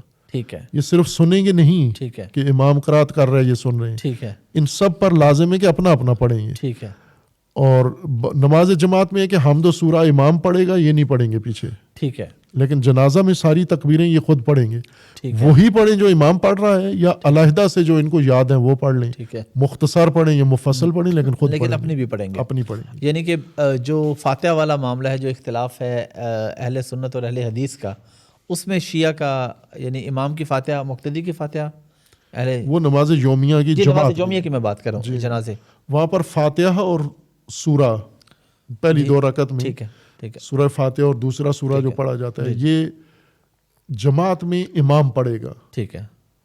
اور معموم نہیں پڑھے گا. ٹھیک ہے. اگر نماز جہریہ ہے جیسے مغرب ہے, عشاء ہے, صبح ہے, تو اس میں معموم صرف سنے گا. ٹھیک ہے. لیکن اگر نماز اخفاتیہ ہے جیسے ظہر عصر ہے تو اس میں معموم یا خاموش رہے گا یا سبحان اللہ پڑھتا رہے گا. وہ دل میں پڑھے گا, اونچی آواز سے نہیں پڑھے گا. ٹھیک ہے. علامہ صاحب, ایک سوال اہل تشیع سے لازماً پوچھا جاتا ہے, وہ ہے متع کا, اور اس کے بارے میں ہم نے دیکھا کہ مسیار کے نام سے سعودی علماء کا بھی اس سے ملتا جلتا فتویٰ ہے, اور کہیں نہ کہیں اہل سنت میں بھی مجھے کیونکہ میرے پاس اس وقت ثبوت نہیں ہے, لیکن کہیں نہ کہیں کچھ نہ کچھ وہ لونڈیوں کے بارے میں اور کچھ ایسی چیزیں میں نے سن رکھی ہیں. تو ذرا آپ وضاحت فرما دیں گے کہ اہل تشیع کے ہاں کیا ہے, مسیار کیا ہے, اور کیا اہل سنت کے ہاں بھی کہیں اس چیز کی گنجائش موجود ہے؟ صحیح سوال. دیکھیں نا, ان سوالات کو میں عموماً جو کوشش کرتا ہوں کہ سوال ہوں یا بغیر سوال کے, وہ موضوعات جو سب کی ضرورت ہے, یعنی یہ کہ اس سوال سے لوگوں کی وضاحت ہوتی ہے یا کوئی عملی رہنمائی ہوتی ہے, وہ سوالات جن سے کنفیوژن پیدا ہوتی ہے, جن سے اور فرقہ واریت پیدا ہوتی ہے, تو عموماً میں گریز کرتا ہوں کہ ایسے موضوعات کو خاموش رہنے دیں, سائلنٹ رکھیں, اپنے اپنے فرقے میں اس کو کریں, اور سب کے سامنے ضروری نہیں ہے اس کو بیان کرنا, اپنے اس پر رہیں. اب یہ سوال ایسا ہی ہے, اہل سنت سب دلچسپی رکھتے ہیں شیعہ کے بارے میں, اور شیعہ بھی دلچسپی رکھتے ہیں. شیعہ کی دلچسپی یہ نہیں ہے کہ یہ ہو سکتا ہے یا نہیں ہو سکتا. شیعہ اور طرح کی دلچسپی رکھتے ہیں. شیعہ کی یہ دلچسپی ہے کہ اگر یہ شیعہ مذہب میں ہے, جواز ہے, تو کرتے کیوں نہیں ہیں شیعہ. ٹھیک ہے. سنیوں کا یہ ہے کہ یہ کیوں کرتے ہیں اور اس کا لیکن عملی طور پر دونوں میں نہیں ہوتا. ٹھیک ہے. آپ پاکستان کی حد تک اگر کہیں ہوتا بھی ہو تو یعنی یہ نہیں ہے, نہ شیعہ کرتے ہیں, جواز سمجھتے ہیں اس کا, جائز ہے, لیکن کرتے نہیں ہیں عموماً.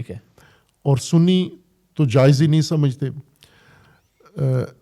اس کو اب میں شرعی مسئلے کی حیثیت سے میں اس کو میں یہی جاننا چاہ رہا ہوں کہ اس کی تاریخ کیا ہے. یعنی یہ وہ مسئلہ مبتلا بے نہیں ہے. مثلا سنی بھی پوچھتا ہے تو ایک ایسی چیز پوچھتا ہے جیسے یہ پوچھے کہ اگر میں چاند پہ چلا جاؤں تو وہاں پر روزہ کتنے اس میں رکھوں گا, تو چاند پہ گیا ہی نہیں ہے, جانا ہی نہیں ہے, تو نے ویسے ایک فرضی مسئلہ ہے. تو یہ بھی اسی طرح ایک فرضی مسئلہ بن گیا ہے.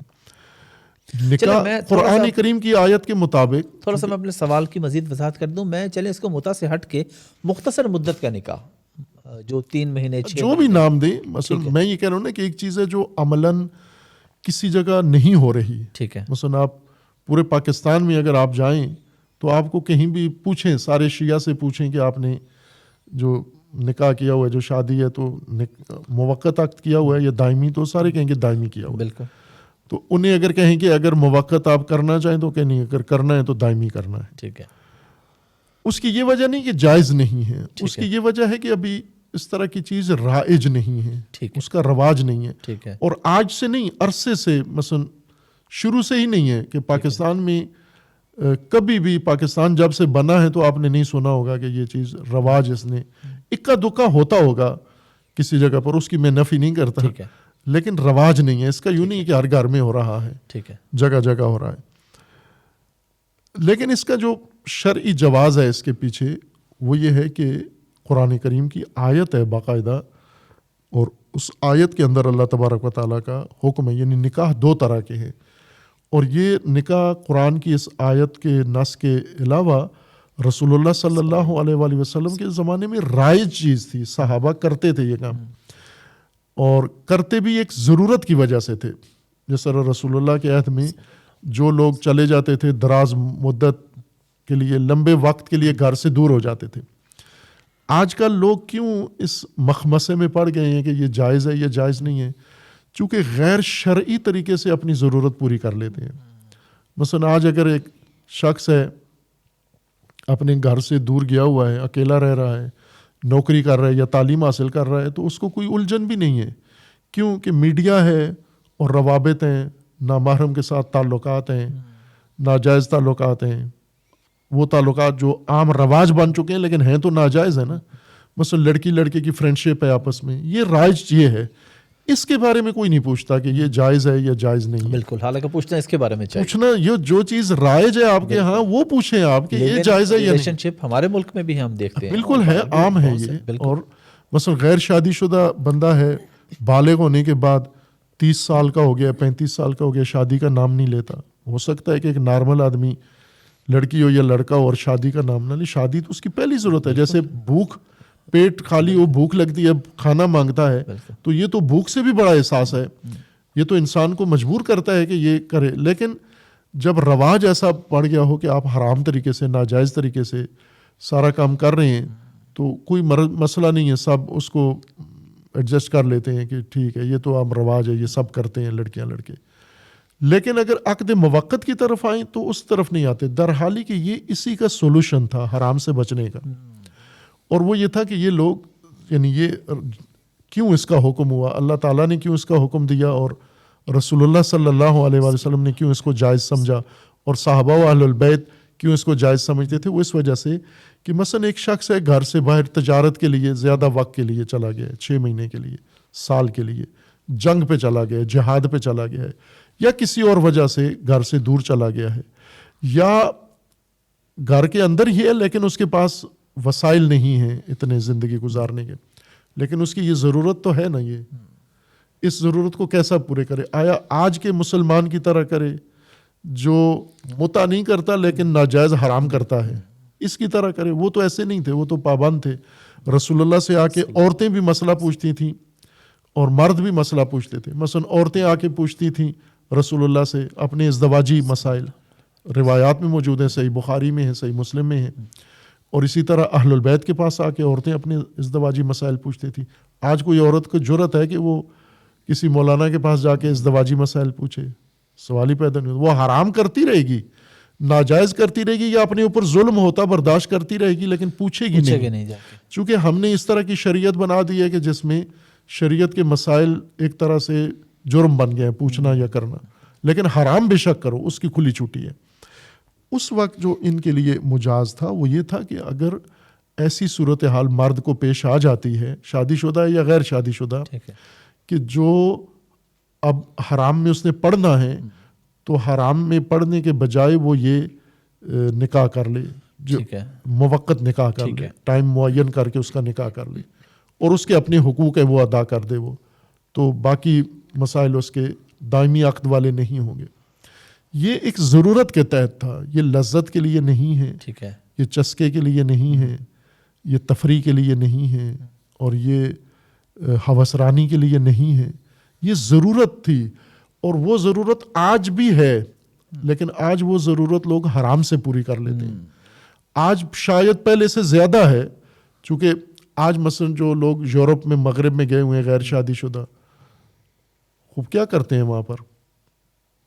اب ہم سے اتنے با تقوی ہیں یہ وہاں پر کہ تقوی کے ذریعے اپنے آپ کو کنٹرول کیا ہوا ہے, عصمت پہ فائز ہیں یہ لوگ. یہ تو نہیں آپ سوچ سکتے نا, جو حقیقت ہے قبول کریں, آپ جو ریئلٹی ہے قبول کریں. ابھی بچوں کے ساتھ زیادتیاں کرتے ہیں, مدرسوں کے اندر کرتے ہیں, گلی کوچوں میں کرتے ہیں. سب سے زیادہ جو ظلم ہوتا ہے وہ یہی ہوتا ہے. عورتوں کا ریپ کرتے ہیں, بچوں کے ساتھ زیادتی کرتے ہیں, اور فساد یا فرینڈشپ کے تحت کرتے ہیں, زبردستی نہ بھی, وہ فرینڈشپ کے تحت کرتے ہیں, اور رشتہ دار آپس میں کرتے ہیں. ابھی آپ دیکھیں ایک ہی خاندان کے اندر, بلکہ اب تو آپ کے ملک میں نوبت یہاں پر آ گئی ہے, نعوذ باللہ علی یعوذ باللہ. یہ ایسا زمانہ ہم نے دیکھنا تھا کہ باپ بیٹیوں کے ساتھ کر رہے ہیں, ایسے کیسز آئے ہیں, ہے نا, یہ ریکارڈ پہ آئے ہوئے ہیں, ریکارڈ پہ آئے ہیں. تو یہ کیوں ہو رہے ہیں سارے کام؟ چونکہ آپ نے حرام کا دروازہ کھول دیا ہے, حلال کا بند کر دیا ہے. اس حلال کو تان تشنی کر کے, استہزاء کر کے حلال بند کر دیا, حرام کھول دیا ہے. تو لوگ اب اب جتنے حرام ہو رہے ہیں پھر اس کا جواب دیں، آپ ذمہ داری قبول کریں اس کی. ہونا تو یہ چاہیے تھا کہ یہ آپشن رہنا چاہیے تھا سرکاری طور پر رجسٹرڈ ہو کے، جس طرح یونین کونسل میں جی عقد دامی رجسٹرڈ ہوتا ہے، یہ بھی رجسٹرڈ ہو تاکہ ایک ریکارڈ میں رہے، حقوق طرفین کے پورے ہوں، کہ نہ ہو یہ خرابی پیدا نہ ہو معاشرے کے اندر.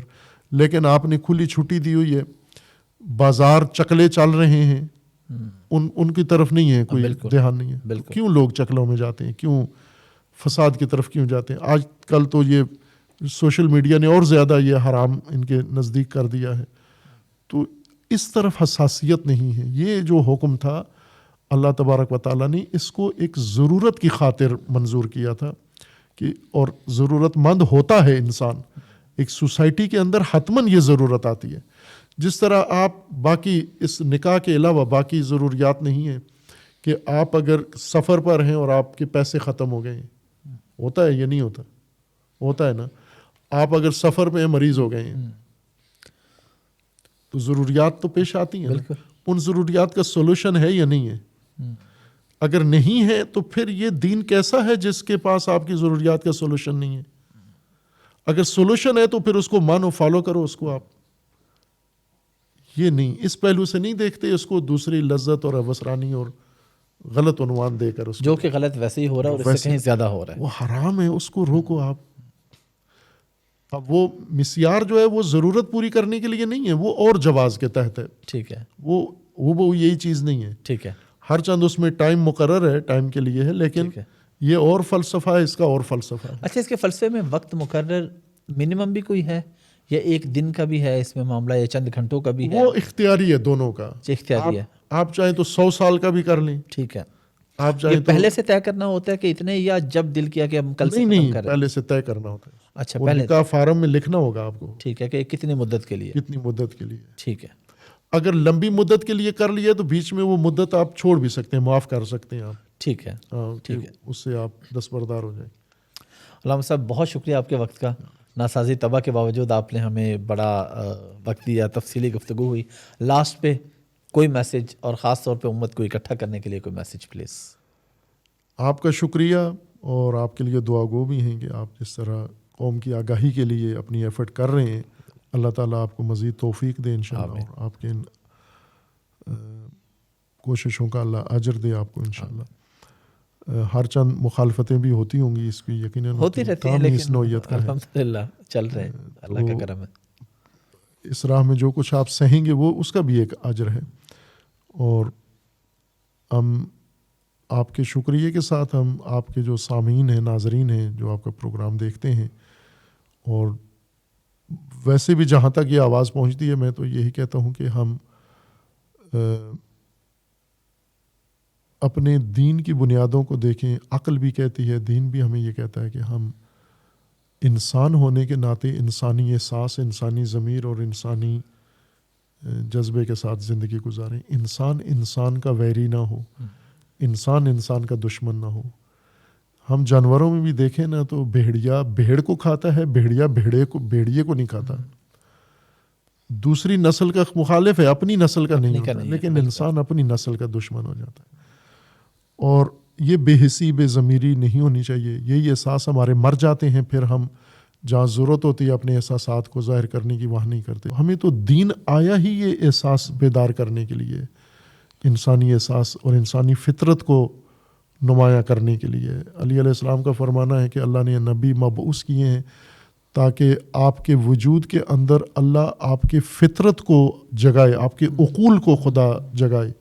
اس لیے نبی آئے ہیں. تو ظاہر ہے وہ انسانی فطرت کا بھی تقاضا ہے کہ ہم انسانی رشتوں کو پہلے ترجیح دیں، اسلامی رشتوں کو ترجیح دیں، اور اختلاف یا جو بھی فرقے میں ہیں ان احساسات کو اپنی حد تک محدود رکھیں. انسانی اور اسلامی احساسات کو سامنے رکھ کر ایک دوسرے کے ساتھ امت واحدہ بنے انشاءاللہ.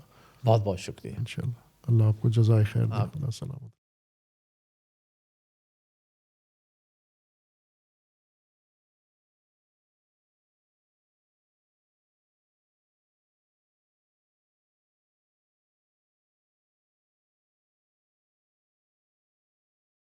انسانی اور اسلامی احساسات کو سامنے رکھ کر ایک دوسرے کے ساتھ امت واحدہ بنے انشاءاللہ.